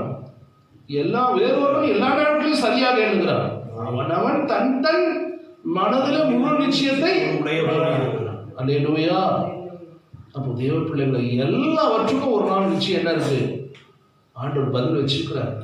எல்லாத்துக்கும் என்னென்ன பண்றாங்களோ எல்லா ஒழுக்கத்துக்கும் ஆண்டவர் நிச்சயம் வச்சிருக்கிறார். அதான் 14-17 கூட வாசித்து காட்ட, தேவனுடைய ராஜ்யம் புசிப்பம் குடிப்பம் அல்ல, அது நீதியும் சமாதானம் பரிசுத்த ஆவியினால் உண்டாக சந்தோஷமா இருக்கிறது. அல்லேலூயா. ரொம்ப கவனமா இருக்கணும். அதனால தான் ஆண்டவர் சொல்ற 14:21 மாம்சம் புசிக்கிறதுக்கும் மதுபானம் பண்ணுகிறதுக்கும் மற்றதை ஆகிலும் செய்கிறதும் சகோதரன் இடறுவதற்கு ஆவது தவறுகளுக்கு ஆவது பலவீனப்படுகிறதுக்காவது அவைகள் ஒன்றையும் செய்யாமல் இருப்பதே மூலமா ஒருத்தருக்கு இடரல் இருந்தா அந்த காரியத்தை நம்ம மற்றவங்களுக்கு என்ன பண்ணக்கூடாது? இடரா இருக்கக்கூடாது. அதான் ஆண்டவர் கூட சொல்ற சுவிசேஷம், உனக்கு ஒரு இடர் உண்டாக்குனா அவன் கழுத்துல ஏந்திர கல்லை கட்டி என்ன பண்ணு, சமுத்திரத்தின் ஆழத்துல போடுன்ட்டார். அல்லேலூயா. பிரைஸ் தி லார்ட் சொல்லுங்க. தேவ பிள்ளைகளே, தேவனுக்கு கீழ்ப்படியாத காரியங்களை குறித்து கூட ஆண்டவர் நமக்கு பதில் சொல்றார். ஆண்டவருக்கு நம்ம இடர்கள் உண்டாக்க காரியங்களா இருந்தாலும் சரி, தேவனுக்கு கீழ்ப்படியாத காரியங்களா இருந்தாலும் சரி, எல்லாவற்றுக்கும் ஒரு நாள் பதில் இருக்கு. அல்லேலூயா. Praise the lord. எனவே அதனால தான் 1 கொரிந்தியர் 12ஆம் அதிகாரத்தில் கூட பார்க்கும்போது அங்கே ஆவிக்குரிய காரியங்கள் குறித்து சொல்றார். அன்பிய சகோதரரே, ஆவிக்குரிய வரங்களை குறித்து நீங்கள் அறியாதிருக்க எனக்கு மனதில்லை. நாங்கள் அஞ்ஞானிகளாய் இருக்கும்போது ஏவப்பட்டபடியே உண்மையான விக்கிரகங்களிடத்தில் மனதை செலுத்துகிறவர்கள் என்று உங்களுக்கு தெரியுமே. ஆதலால் தேவனுடைய ஆவியினால் பேசுகிற எவனும் இயேசுவை சபிக்கப்பட்டவன் என்று சொல்ல மாட்டான். இயேசுவை சபிக்கப்பட்டவன் என்று என்ன பண்ண மாட்டான் என்றும். இன்றைக்கு நிறைய பேர் மேலோட்டமா தான் இருக்கு. இன்னும் ஆவிக்குரிய காரியங்கள் வளர்ச்சி இல்லாம வரங்களிலே அவருடைய வல்லமைகளை பெற்றுக்கொண்டு அவருக்காக மகிமையா வழிபட வேண்டுமே, அவருக்காக பிரகாசிக்க வேண்டும் என்று எண்ணம் இல்லாம மேலோட்டமா இருக்கிறவங்களும் இருக்கிறாங்க. அல்லேலூயா. அப்ப தேவனுக்கு கீழ்ப்படிய வேண்டிய காரியங்கள் இதெல்லாம் இருக்கு. அல்லேலூயா. 12 எப்படி சரீரம் ஒன்றுதான், அதற்கு அவயங்கள் அநேகம். ஒரே சரீரத்தின் அவயங்கள் எல்லாம் அநேகமாயிருந்தும் சரீரம் ஒன்றாகவே இருக்கிறது. அந்த பிரகாரமா கிறிஸ்துவும் இருக்கிறார். அல்லேலூயா. சரீரம் ஒண்ணுதான், ஆனா சரீரத்துல அவயங்கள் காது தனியா இருக்குது, இல்ல என்ன இருக்கு? காது கண்ணு தனியா இருக்குது. கண்ணு அது எதுக்கு அவங்க வச்சிருக்கிறார்? 16ஆம் வசனம் நீங்க பாரு. காதானது நான் காணாதே இராதபடினாலே தன் சரீரத்தின் அவயம் அல்லவென்று அதனால் அதன் சரீரத்தின் அவயமாய் இராதோ. சரீரம் முழுவதும் கண்ணினால் செவி எங்கே? அது முழுவதும் கண்ணானால் செவி எங்கே? அது செவியானால் மோப்பம் எங்கே? அப்போ சரீரம் ஒன்றுதான், ஆனா சரீரங்களிலே என் காது மூக்கு எங்கெங்க வச்சிருக்க அது எது தன் தன் வேலை என்ன பண்ணுது? சரியா செய்துட்டு இருக்கு. அல்லேலூயா. அப்ப சரீரத்துல நம்ம செய்த காரியங்கள் குறித்து கூட ஆண்டவர் நமக்கு கணக்கு கேட்க வேண்டிய சரியா நம்ம கீழ்ப்படிய வேண்டிய காரியத்துல சரியா கீழ்ப்படிந்தா நமக்கு நம்ம சரியான காரியங்கள் நம்ம பெற்றுக்கொள்வோம். அல்லேலூயா. அதான் கிறிஸ்து சரீரம் ஆகிய சபைக்கு நம் ஐக்கியம் உள்ளவராய் கர்த்தர் ஏற்படுத்தி வச்சிருக்கிறார். கிறிஸ்துவின் சரீரமாகிய சபையில் நம்ம யாரா இருக்கிறோம்? ஐக்கியமா. எபேசியர் புஸ்தகத்துல 4ஆம் அதிகாரத்துல ஆண்டவர் சொல்றாரு. சீக்கிரம் எபேசியர் புஸ்தகம் 4ஆம் அதிகாரம் நீங்க வாஸ்து பாத்தீங்கன்னா கர்த்தருக்கு ஸ்தோத்திரம் 1ஆம் வசனத்தை படிச்சு பாருங்க. ஆதலால் கர்த்தர் நிமித்தம் கட்டுண்டவன் ஆகிய நான் உங்களுக்கு சொல்லுகிற புத்தி என்னவெனில், நீங்கள் அழைக்கப்பட்ட அழைப்புக்கு பாத்திரவான்களாய் நடந்து மிகுந்த மனத்தாழ்மையும் சாந்தமும் நீடிய பொறுமையும் உடையவர்களாய் அன்பினால் ஒருவரை ஒருவர் தாங்கி சமாதான கட்டினால் ஆவியில் பொறுமையை காத்துக் கொள்கிறதற்கு ஜாக்கிரதையாயிருங்கள். ஆவியில ஒருமையை காத்துக்கணும். அல்லேலூயா. ஆவியில கூட ஒருமை இருக்கணும். தாழ்மையா இருக்கணும். சொல்லி இந்த மனத்தாழ்மை சாந்தமும் நீடிய பொறுமையும் உடையவளாய் அன்பினால் ஒருவரை தாங்கி சமாதான கட்டினால் ஆவின் உரிமையை காத்துக் கொள்வதற்கு ஜாக்கிரதையாக உங்களுக்கு உண்டான அழைப்பினாலே நீங்கள் ஒரே நம்பிக்கைக்கு அழைக்கப்பட்டது போல ஒரே சரீரம் ஒரே ஆவி உண்டு. நம்ம ஒரே சரீரம் தான், ஒரே ஆவி, ஒரே கர்த்தரம், ஒரே விசுவாசமும், ஒரே ஞானஸ்தானம், எல்லாமே அவர் தான். அல்லேலூயா. அப்போ நம்ம ரொம்ப நாம் செய்கிற காரியங்களே, தேவனுக்கு கீழ்ப்படியாத காரியங்களை குறித்து, ஒருவேளை அந்த ஸ்தோத்திரம் சரீரம் ஒன்றாக இருந்தாலும் அவைகள் பல காரியங்கள் இருந்தாலும் அதாவது தன்னுடைய வேலைகளை நேர்த்தியாக செய்ய கர்த்தர் ஆங்காங்கே சரியாக எங்கே கண்ணு காது மூக்கு எங்கெங்கே வைக்கணுமோ அழகாக வைத்து அவைகளை சரியாக தேவன் நடத்தி கொண்டிருக்கிறார். அப்போ கெடுத்துக்கொள்வது யார் தான்? மனிதன் மாத்திரம்தான். அல்லேலூயா. அதனால தான் தேவ பிள்ளைகளே, ஆண்டவர் ஒரு நாள் 4ஆம் அதிகாரத்தில் நீங்கள் அதே எபேசியரில் நீங்கள் வாசிக்கும் போது நியாயத்திற்கு ஒரு நாள் நிச்சயம் கர்த்தர் வச்சுக்கார். அது 17ஆம் வசனத்தை படிச்சு பாருங்களேன். ஆதலால் கர்த்தருக்குள் நான் உங்களுக்கு சாட்சியாய் சொல்லி எச்சரிக்கிறது என்னவென்றால், மற்ற புறஜாதிகள் தங்கள் வீணான சிந்தனைகள் நடக்கிறது போல நீங்கள் இனி நடவாமல் இருங்கள். மற்றவர்களை போல நீங்க நடக்காதீங்க, வீணான காரியங்கள் நீங்க போகாதீங்க. அல்லேலூயா. அவர்கள் புத்தியிலும் அந்தகாரப்பட்டு தங்கள் இறுதி கடினத்தினாலே தங்கள் இருக்கும் அறியாமையினாலே தேவனுடைய ஜீவனுக்கு அந்நியராய் இருந்து உணர்வில்லாதவர்களாய் சகலவித அசுத்தங்களையும் ஆவலோடு நடப்பிக்கும்படி தங்களை காம விகாரத்துக்கு ஒப்பு கொடுத்திருக்கிறார்கள். நீங்களோ இவ்விதமாய் கிறிஸ்துவை கற்றுக்கொள்ளவில்லை. இயேசு கிறிஸ்துவினிடத்தில் சத்தியத்தின்படியே நீங்கள் அவரிடத்தில் கேட்டறிந்து அவரால் போதிக்கப்பட்டீர்களே. அந்தபடி முந்தின நடக்கைக்குரிய மோசம் போக்கும் இச்சைகளாகிய கெட்டு போகிற பழைய மனுஷன் நீங்க கடைத்து போட்டு உங்களை புதிதான ஆவி உள்ளவர்களாகி நீதியிலும் பரிசுத்தத்திலும் தேவனுடைய சாயலாக சிருஷ்டிக்கப்பட்ட புதிய மனுஷனை தரித்துக் கொள்ளுங்கள். அல்லேலூயா. புதிய மனுஷனை, அந்த புதிய மனுஷனாகிய கிறிஸ்துக்குள்ளே நம்முடைய அஸ்திவாரம் சரியாக இருக்குமானால் நம்முடைய வாழ்க்கையை தேவன் சரியாக கட்டி எழுப்புவார். அல்லேலூயா. பிரைஸ் தி லார்ட் சொல்லுங்க. அதனால் நம்முடைய கிரியைகள் சோதனைகள் செய்யப்பட்ட போது ஆண்டவர் எல்லாவற்றுக்கும் அந்த 6 விதமான சோதனைகளை கற்று வைக்கிறாங்க. பொண்ணு வெள்ளி விலையேற பெற்றது, மரம் புல் வைக்கோல், இந்த 3 காரியம் என்ன பண்ணுது? சின்னதாக இருக்கும். 3 சின்னது என்னது? மரம், புல், வைக்கோல். பொண்ணு வெள்ளி விலையேற பெற்ற கல் எல்லாமே சின்னதாக இருக்கும். ஆனால் பிரதிபலன் கொள்ளுகிறது இருந்தால் 2வது காரியம் பார்க்கும்போது 3 காரியங்கள் அளவில் பெரிதாக இருந்தாலும் அது நஷ்டமடையும். சின்னதாக இருக்கிறது அது என்ன பண்ணிருக்கு? அக்னியில் பரிசோதிக்கும். அல்லேலூயா. பிரதிபலன் அதை பெற்றுக்கொள்ளும். ஆனால் சின்னது பெருசாக இருந்தாலும், வைக்கோலும் பெருசாக இருக்கும், பெருசாக கூட்டமாக தூக்கி போட்டாலும் அது என்ன பண்ணும்? நஷ்டம் தான். அது எரிஞ்சு போயிடும். அக்னியில் தாங்காது, அது மரமும் தாங்காது, எரிஞ்சு போயிடும். புல்லும் தாங்காது, வைக்கோலும் போயிடும். அல்லேலூயா. ரட்சிக்கப்பட்ட மனிதன் நரகத்துக்கு சொல்ல மாட்டான். முடியும் ஒரு நாள் நிச்சயமாக பரலோகத்துக்கு போகக்கூடியதான் தேவன் நம்மளை அழைத்திருக்கிறார். அவன் எந்த நிலையில அக்னியிலே அகப்பட்டு தப்பினான், அந்த தப்பி வெளியே வருவான். அந்த அக்னி கூட தங்கத்தை கூட எதிர போட்டு தான் கொண்டு வராங்க. அக்னியில் புடமிட்டு தான் வெளியே கொண்டு வராங்க. அப்போ தான் அதுக்கு வெளியே ஜொலிக்குது. அதுபோல தான் நம்ம கூட மகிமுள்ளது. இந்த தேசத்தில் எவ்வளோ மகிமையாக இருப்போம், ஆண்டவரையும் ஊழியத்தை ரட்சிக்கப்பட்ட பின் ஏனோதானோ என்று சரி, யார் என்ன நன்மை அதான் சொல்றாரு, அவனுடைய வேலைப்பாடு எத்தன்மை உள்ளது என்று அக்னி பரிசோதிக்கும். அல்லேலூயா. பேசுகிற சொல்றாரு, எதை விதைக்கிறாயோ அதை அறுப்பான்னு சொல்லியிருக்கிறார். ஆமேன்னு சொல்லுங்க. எனவே தேவ பிள்ளைகளை ரொம்ப கவனமாக இருக்க வேண்டும். 2 கொரிந்தியர் 5ஆம் அதிகாரம் 10ஆம் வசனத்தில் சொல்றாரு, ஏனென்றால் சரீரத்தில் அவனவன் செய்த நன்மைக்காவது சரி தீமைக்காவது தக்க பலனை அடையும்படி நாம் எல்லாரும் கிறிஸ்துவின் நியாயசம்பந்தமாக அல்லேலூயா. நம்ம எல்லாருக்கும் ஜட்ஜ்மெண்ட் இருக்கு. எல்லாரையும் கர்த்தர் நியாயம் தீர்க்க போறார். அல்லேலூயா சொல்லுவோம். அது தீமை செய்தாலும் சரி, நன்மை செய்தாலும் சரி, அதுதான் நமக்கு இன்னைக்கு அஸ்திவாரம் எப்படி போடணும் நம்முடைய வாழ்க்கை. அல்லேலூயா. அவர் சொல்றார், புத்தி உள்ள சிற்பாச்சாரிய போல. அவருக்கு பேர என்ன வரா? கட்டிட கலைஞருக்கு பேர் என்னது? புத்தி, ஞானம். அந்த ஞானத்தோடு கட்டுறதுனால தான் ஆண்டவர் அழகாக அந்த பிள்ளைக்கு கட்டி எழுப்ப முடியுது.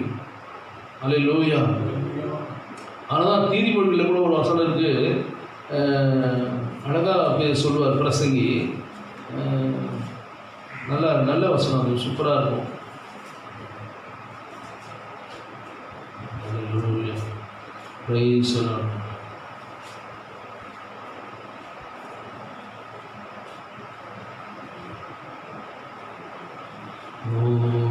ராஜா, பிரைஸ் தி லார்ட்.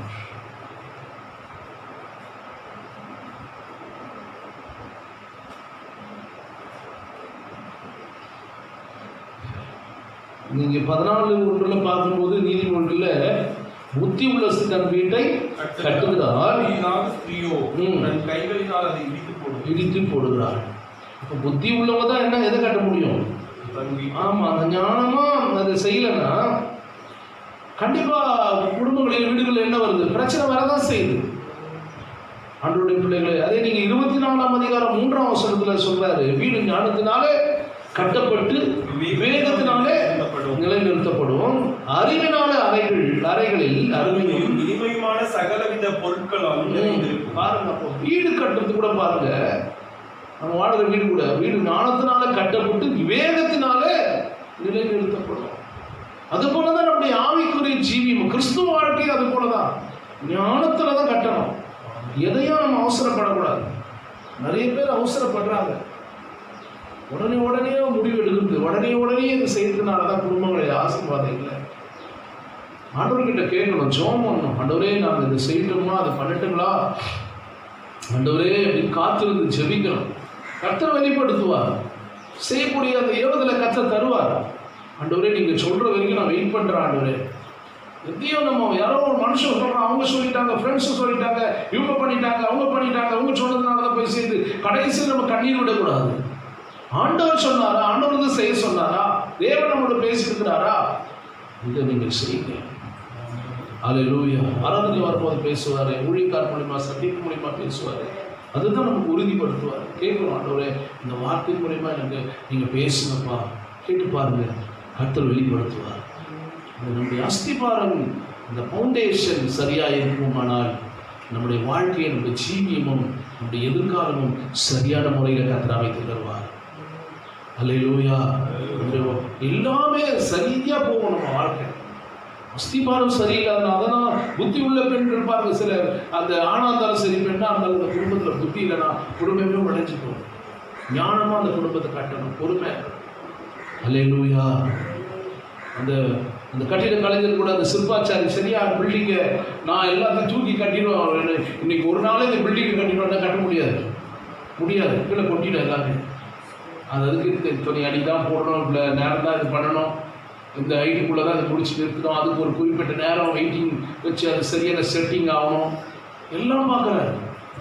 அதுபோல தான் நம்முடைய வாழ்க்கை கூட, குடும்பம் கூட அப்படி தான், ஆவிக்குரிய ஜீவியம் கூட அப்படி தான். கர்த்தர்கிட்ட பொறுமையாக நம்ம இருக்கணும். அல்லேலூயா. அடிப்படையான இந்த யார் ரட்சிக்கப்பட்ட பின்பு வாழ்ந்த காலத்தில் அவருக்கு என்ன தீமை செய்தால் அவங்களுக்கு தக்க பலன் உண்டு, நன்மை செய்தால் தக்க பலன் உண்டு. அதான் ஆண்டவர் சொல்றாரு, ஸ்தோத்திரம், வெளிப்படுத்துற விஷயத்துல அழகா தெளிவா பேசுறாரு பாருங்க. ஆவியானவர் எல்லாவற்றையும் ஒவ்வொரு வசனத்துக்கும் அழகா தொடர்பு இருக்கும். ஸ்தோத்திரம், தேவ பிள்ளைகளே, ஆண்டவர் சொல்ற ஒவ்வொரு வார்த்தைகளும் நம்மளோட வாழ்க்கையில இதோ நான் சீக்கிரமா வருகிறேன். 22ஆம் அதிகாரம் 12ஆம் வசனத்துல அவனவனுடைய கிரியைப்படி அவனவனுக்கு நான் அளிக்க பலன் அவனோடு கூட வருகிறது. அல்லேலூயா.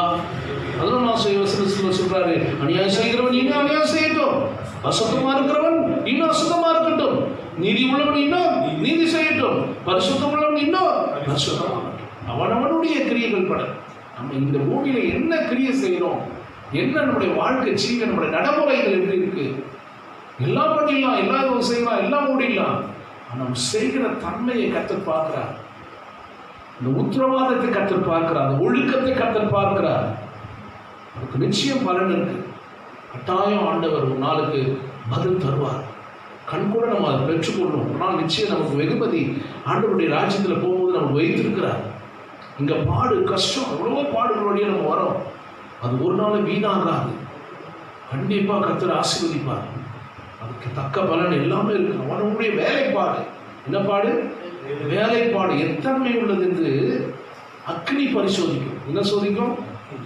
வேலைப்பாடு, நம்முடைய வேலை எப்படி இருக்கு, நம்முடைய வாழ்க்கை, நம்முடைய ஜீவியம், நம்முடைய ஜப வாழ்க்கை எப்படி இருக்கு, நம்முடைய பரிசுத்தம் எப்படி இருக்கு, நம்முடைய தனிப்பட்ட முறையில் நாம் என்ன செய்து கொண்டிருக்கிறோம், இதை கர்த்தர் பார்த்து கொண்டிருக்கிறார். அல்லேலூயா. இது தேவன் பார்த்து கொண்டிருக்கிறார். ஒருவேளை தேவன் பார்க்கல நீங்க நினைக்காதீங்க. 24 ஹவர்ஸும் 24 மணி நேரம் ஒன்று பார்த்துட்டு தான் இருக்கிறார். எனவே ஆமென். நியாயாதிபதி ஒரு நாள் இறங்கி வரப்போறார். நம்ம எல்லாரும் நியாயம் விசாரிக்க போறார். அதுக்காக தான் நம்ம காத்திருக்கிறோம். ஆமென் சொல்லுங்க எல்லாரும். அல்லேலூயா. Praise the lord. அல்லேலூயா. எந்த முறையில் நடக்குமா அந்த நியாயத்திற்கு? அக்கினி பரிசோதிக்குமா? எது பரிசோதிக்கும்? அக்கினி தான் நமக்கு பரிசோதிக்கும். பரலோகத்தில் போகணும். அப்போ நீங்கள் ஒரு வசனம் சொன்ன மாதத்துக்கு 1 கொரிந்தியரில் நீங்கள் 3ஆம் அதிகாரத்தை திருப்பி கொள்ளுங்களேன். 3ஆம் அதிகாரம் தான் சொல்கிறாரு. அழகா தெளிவாக பேசிட்டார் பாருங்க. ஆவியானவருடைய வேலைப்பாடு வெளியாகும், நாளானது அதை விளங்கப்படும், ஏனெனில் அது அக்கினியினால் வெளிப்படுத்தப்படும். அதுதான் நீங்க 12:3 ஒருவன் அந்த அஸ்திபாரத்தின் பொன் வெள்ளி விலையேற பெற்ற புல் வைக்கோல் ஆகியவைகளை கட்டினான். அப்ப அக்கினியில எது போய் பரிசோதிக்கும் போது எது தாங்கும், நிற்கும்? பொன் வெள்ளி விலையேற பெற்ற கல். ஆமா, விலையேற பெற்ற கல். ஆமா, மரப்புள் வைக்கோல் தான் எரிஞ்சு போயிடும். மரப்புள்ள வைக்கோல் வீடு அஸ்திபாரத்தை போட்டு வச்சு எப்படி தாகும்? அது மேலோட்டமான விசுவாசி அப்படித்தான் இருப்பாங்க. எப்படி வேணாலும் இருப்பாங்க, எப்படி வேணாலும் எங்க வேணாலும் இடத்துக்கு ஏற்ற மாதிரி மாற்றிடுவாங்க, ஆளுக்கு ஏற்ற மாதிரி மாற்றிக்குவாங்க, சமயத்துக்கு ஏற்ற மாதிரி மாறிடுவாங்க. கொஞ்சம் வசதி வந்தால் மாறிடுவாங்க, கொஞ்சம் இல்லைன்னா அப்போதான் ஆண்டவர் அதுக்கப்புறம் மாறிடுவாங்க. இது இல்லை அஸ்திபாரம், இது இல்லை உங்களோட கிறிஸ்துவ ஜீவியம். அஸ்திபாரம் கல்லில் விலையேற பெற்ற கல், பொன் வெள்ளி, இதில் விலையேற பெற்ற கல் அஸ்திபாரம் போட்டினா உன் வாழ்க்கை எப்பவுமே ஸ்ட்ராங்காக இருக்கும். காற்று அடித்தாலும் புயல் அடித்தாலும் அது ஒரு நாள் விழுந்து போகாது. ஃபவுண்டேஷன் கரெக்டாக அஸ்திபாரம் நீங்கள் கிறிஸ்துக்குள்ள கட்டப்பட்டிருந்தீங்கன்னா அது ஒருபோதும் அசையாது. இங்கே அங்கே ஓடாது. அதுதான் அங்கே இருக்கிற விசுவாசி. அங்கே ஓடலாமா, இங்கே ஓடலாமா, அங்கே நல்ல ஆராதனை இருக்குது, இங்கே நல்லா இருக்குது, அவரு இங்கே இப்போ ஸ்டைலாக இருக்கிறாரு, இங்கே மாடலாக இருக்குது, அங்கே ஏசி போட்டிருக்கு, அங்கே பில்டிங் இருக்குது தான். அது மேலோட்டமாக பொண்ணு வைக்கோல்லையும் புல்லுலையும் கட்டப்பட்ட அந்த அஸ்திபாரம், அது மரத்தினால கட்டப்பட்ட அஸ்திபாரம் தான் இங்கே எங்கேயும் ஓடிட்டு இருக்கோம். தெளிவாக இருக்கிற விசுவாசி அது காற்று அடித்தாலும் அது புயல் வந்தாலும் அது ஏன்னா அவங்க கட்டப்பட்டிருக்கிற அஸ்திபாரம் எப்படி இருக்கு? பொண்ணுனாலேயோ வெள்ளினாலேயோ விலையேற பெற்ற கற்களால் கட்டப்பட்டு அது ஸ்ட்ராங்கா இருக்கும். யார் என்ன சொன்னாலும் அது குழப்பாது. அல்லேலூயா. கிறிஸ்து மேல கட்டப்பட்டிருக்கிறாங்க. கிறிஸ்து அவங்களுக்குள்ள இருக்கிறாரு. எந்த உபதேசத்தை மாற்றினாலும் குழம்ப மாட்டாங்க. அல்லேலூயா. அவங்க நல்லா ஜெபிக்கிறவங்க, அவங்க நல்லா பைபிள் வாசிக்கிறவங்க, அவங்க நல்ல வேதத்துல நல்லா வளரக்கூடியவங்க. நம்ம சாகுற வரைக்கும் அந்த வேத புத்தகத்தை ஆண்டவர் தான் நம்ம கற்றுக் கொடுப்பாரு. அல்லேலூயா. எல்லாம் நம்ம பூர்ணமா கற்றுக்கொண்டு யாராலையும் சொல்ல முடியாது. ஆவியானவர் நமக்கு சரியா நடத்துவார். ஆவியானவர் வரும்போது சகல சத்தியத்தில் உங்களை வழி நடத்துவார். அல்லேலூயா. அந்த வேலைப்பாடு எத்தன்மை உள்ள என்பது நான் அதை விளங்க பண்ணும். எனினில் அது அக்கினினால் வெளிப்படுத்தப்படும். அவருடைய வேலைப்பாடு எத்தன்மை உள்ளது என்று அக்கினி பரிசோதிக்கும். அக்கினி ஒரு நாள் பரிசோதிக்க போது. அல்லேலூயா. அதான் ஆண்டவர் சொன்ன அக்கினி போல வந்தே அது இப்போதே பற்றி எரிய வேண்டும் சொல்லியிருக்கிறார்.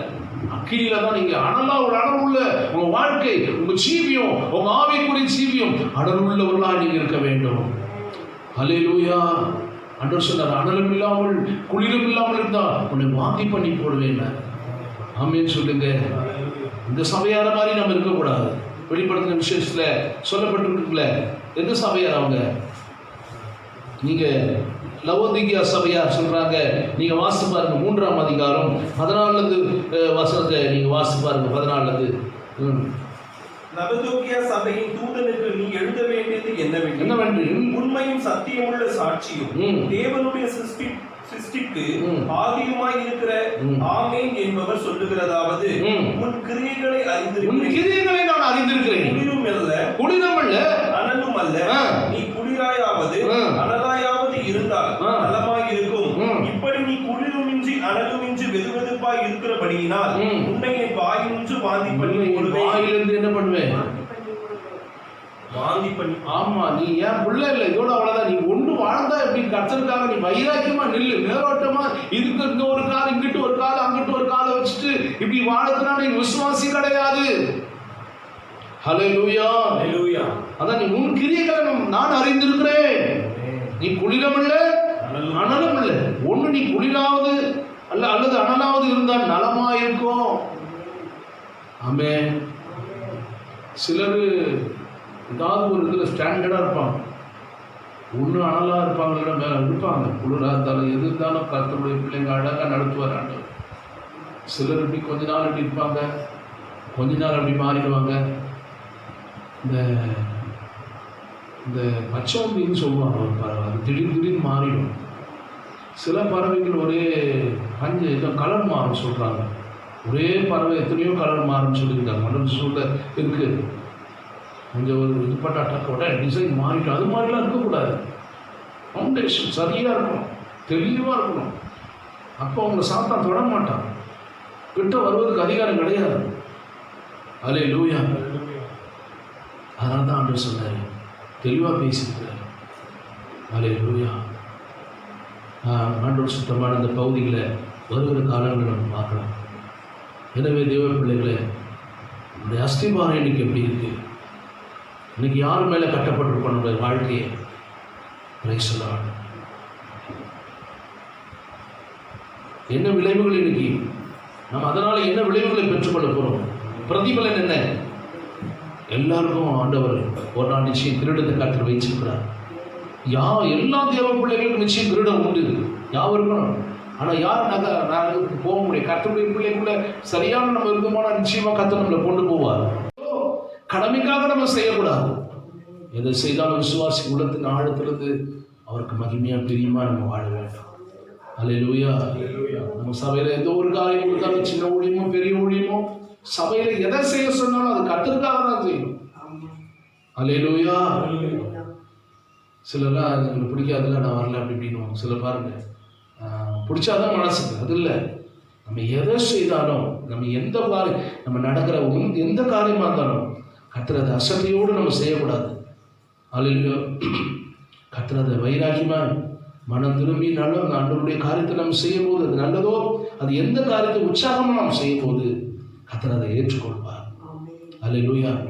இல்லைன்றால் நமக்கு ஒரு நாள் வெட்கம் சந்திக்கக்கூடிய நாள் நமக்கு விரைவில் நமக்கு உண்டு. ஏனதானோ நம்ம எழுந்து விடாதபடி நாம் ஜாக்கிரதையாக இருக்க வேண்டும் தேவர்களே. கடைசியாக அதே 3 Corinthians நீங்கள் 3ஆம் அதிகாரம் 11ஆம் வசனம் சொல்லப்பட்டிருக்கு. அழகாக சொல்கிறார் பாருங்க. 11ஆம் வசனத்தில் போடப்பட்டிருக்க அஸ்திபாரமாக இயேசு கிறிஸ்து இல்லாமல் வேறு அஸ்திபாரம் போட ஒருவனாலும் கூடாது. உங்கள் அஸ்திபாரம் சரியாய், சபையில் அஸ்திபாரம் கிறிஸ்து மூலமாய் நீங்கள் கட்டப்பட்டிருந்தானால் உங்கள் அஸ்திபாரம் சரியாக இருக்கும். அல்லேலூயா. Praise the lord. Praise the lord. அஸ்திபாரம் சரியா இல்லாதவங்க தான் ஆடி பட் பில்டிங் ஆடி போயிடும். ஆமென், ஆமென். Praise the lord. எனவே நம்ம ரொம்ப கவனமாக இருக்கணும். அல்லேலூயா.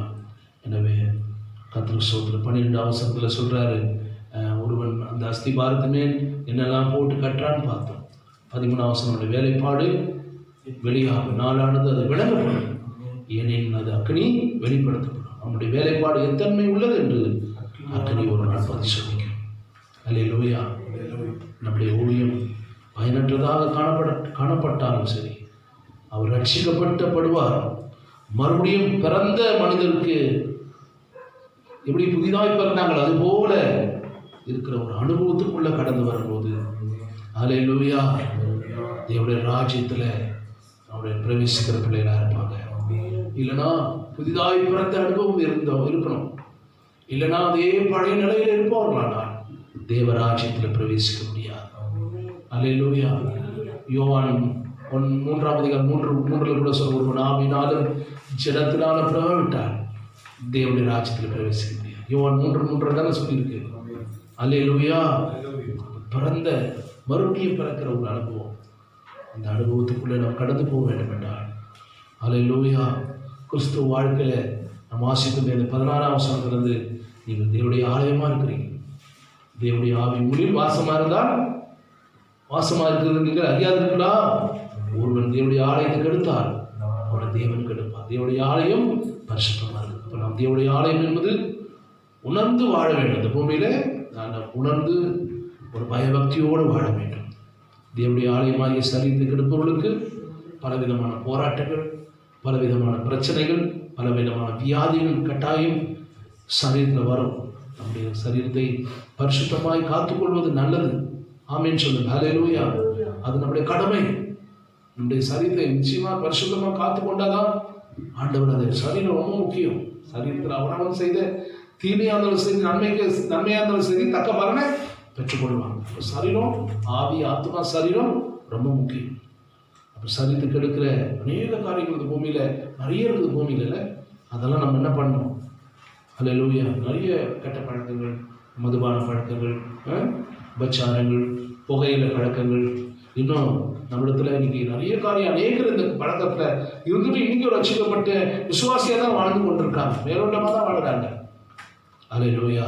இந்த அநேக விதமான பாவங்கள் இன்னைக்கு காணப்படுது. அநேக வெறி செயல்கள், தேவனுக்கு பிரியமில்லாத பாலியல் காரியங்கள், அநேக காரியங்களை குறித்து ஆண்டவர் வன்மையாக இன்னைக்கு கண்டிக்கிறார் தேவ பிள்ளைகளை. ஹல்லேலூயா. எனவே ரொம்ப ரொம்ப அவனுடைய வேலைப்பாடு எத்தன்மை உள்ளது என்று ஆளானது அக்னியானது பரிசுத்தம். ஆமென். அப்போ நம்ம யாரா இருக்கணும்? தேவனுடைய ஆலயமாக இருக்கணும். நம்ம யாரா இருக்கணும்? தேவனுடைய ஆலயம். ஆமென். தேவன் உங்களுக்குள்ள தங்கி இருக்கிறார். ஆமென் சொல்லுங்க. Price the Lord. தேவனுடைய ஆவியில் வாசமா இருக்கிற நீங்கள், வாசமா இருக்கிறார்கள் நீங்கள் அறியாது இருக்கிறீர்களா? அப்போ தேவனுடைய ஆவி யாருக்குள்ள வாசமா இருக்கிறாரா? நமக்குள்ளேயே வாசமா இருக்கிறார். ஒருவன் தேவனுடைய ஆலயத்துக்கு எடுத்தால் அவனை தேவன் கெடுப்பார். தேவனுடைய ஆலயம் பரிசுத்தமாக இருக்கிறார். நீங்களே அந்த ஆலயம். நம்ம தான் அந்த ஆலயமாக கர்த்தர் நம்மை மாற்றிருக்கிறார். இயேசு கிறிஸ்து கல்வாரியில் ரத்தம் சிந்தி நம்முடைய பாவங்களெல்லாம் அவரை ஏற்றுக்கொண்டார். அவரை பாடு அனுபவிக்கிறார். துக்கம் நிறைந்தவராக இருந்தார். அல்லேலூயா. எல்லாருடைய விருதுகளை அவரே ஏற்றுக்கொண்டார். 53ஆம் அதிகாரம் ஏசாயால வாசிக்கும் போது தெளிவாக சொல்லப்பட்டிருக்கு. எனவே நாமே தாழ்த்துவோம். ஆண்டவர்கிட்ட நம்ம விட்டு கொடுப்போம். நம்ம எத்தன்மை உள்ள வாழ்க்கை வாழ்ந்து கொண்டிருக்கிறோம். நம்முடைய அஸ்திபாரம் எப்படி இருக்கு? உலக பிரகாரமாக வாழ்ந்து கொண்டிருக்கிறோமா, கிறிஸ்துக்குள்ளே இருக்கிறோமா என்று நாம் சற்று சிந்தித்து பார்ப்போம். கண்களை மூடி நாம் செபிக்கலாம். தகப்பனே, இந்த நல்ல வேலைக்காக உங்களுக்கு நன்றி செலுத்துகிறோம். எங்களை தாழ்த்துக்கிறோம். எங்கள் குறைகளெல்லாம், குற்றங்களெல்லாம் நீங்கள் தயவாக நீங்கள் மன்னிங்க. இயேசு கிறிஸ்துவின் நாமத்தில் எங்களை ஆண்டவரை சுத்திகரித்து கழுவி எங்களை பரிசுத்தப்படுத்தும். பல வருஷம் நாங்கள் வாழ்ந்துட்டோம். ஆண்டவரே, மேலோட்டமாக இருக்கும். இன்னும் எங்களால் மாற முடியலப்பா. விட முடியாத காரியங்கள் யாரால இருக்கு. நான் ஆண்டவர்கிட்ட நாங்கள் ஒத்துக்கொள்கிறோம். நாங்கள் தவறு செய்கிறோம். நாங்கள் உங்ககிட்ட மறைக்க முடியாது. இதெல்லாம் ஆண்டவரை நாங்கள் அறிக்கையிடுறோம். ஆண்டவரே, எங்களை மாற்றுங்க. எங்களை புது பாத்திரங்களாக எங்களை உருவாக்குங்க. நீங்கள் தேவனுடைய ஆலயமாக இருக்கிறீங்கன்னு சொன்னீங்க. இந்த ஆலயத்துக்குள்ளே நீங்கள் தான் வாசம் பண்ணுறீங்க. கிறிஸ்து உங்களில் இருக்கிறார் என்று அறியாதிருக்கிறீங்களா? பவுல் ஆண்டவரே, இயேசு உங்களுக்குள்ளே இருக்கிறார் என்று உங்களுக்கு தெரியாதா? ஆண்டவரே, தேவன் எங்களோடு கூட இருக்கிறீரப்பா. நாங்கள் இருந்தோம் ஆண்டவரே, துணை வழியை நாங்கள் அசட்டை பண்ணிக்கிறோம். நாங்கள் எவ்வளோ நேரம் அநேக வழியில் உங்களை துக்கப்படுத்தி விடுகிறோம். எங்களை மன்னியும் ஆண்டவரே. உங்களுடைய அஸ்திபாரம் வைக்கோலில் கட்டுறோமா, மரத்தில் கட்டுறோமா, புல்லில் கட்டுறோமா? எங்கள் அஸ்திபாரம் பொன் ஆண்டவரே, ஆண்டவரே ஸ்தோத்திரம், கல் ஆண்டவரே ஸ்தோத்திரம், ஆண்டு வெள்ளியில் கட்டப்படுகிறோமா? சற்று நாங்கள் சிந்தித்து பார்க்க, எங்கள் கருத்தில் ஆராய்ந்து பார்க்க சற்று இன்றைக்கு எங்களுக்கு ஆண்டவரே நீர் கொடுத்த கிருபைக்கா ஸ்தோத்திரம். ஆண்டவர்களுடைய சமூகத்தில் எங்களை தாழ்த்துக்கிறோம். ஆண்டவரை எங்களை சுத்திகரிங்க, எங்களை பரிசுத்தப்படுத்துங்க. அந்த வீடுகளில் இருக்கிற பிள்ளைகள் கரங்களை உயர்த்தி ஆண்டவர் சமூகத்தில் உங்களை தாழ்த்துங்க. அதனால தான் நிறைய பாடு, போராட்டம், சரீரத்தில் ஏகப்பட்ட அடம்பிடிக்கிற குணம், கீழ்ப்படியாத குணங்கள், அதனால தான் பலவிதமான பாடுகள், நோய்கள், வியாதிகள், இதெல்லாம் ஆண்டவர் மாற்றுங்க. எங்களை மன்னியும் ஆண்டவரே, எங்களை மன்னியும். ஜீசஸ், ஹல்லேலூயா. Thank you Jesus. பாப்பா, ஆமென் அப்பா. தேவாலயம் அவரே, தூய ஒளி விளக்கும் அவரே, ஜீவனாலை கஞ்சனங்களின் தாகம் தீர்க்கும் சுத்த ஜீவநதியும் அவரே, ஜீவனாலை கஞ்சனங்களின் தாகம் தீர்க்கும்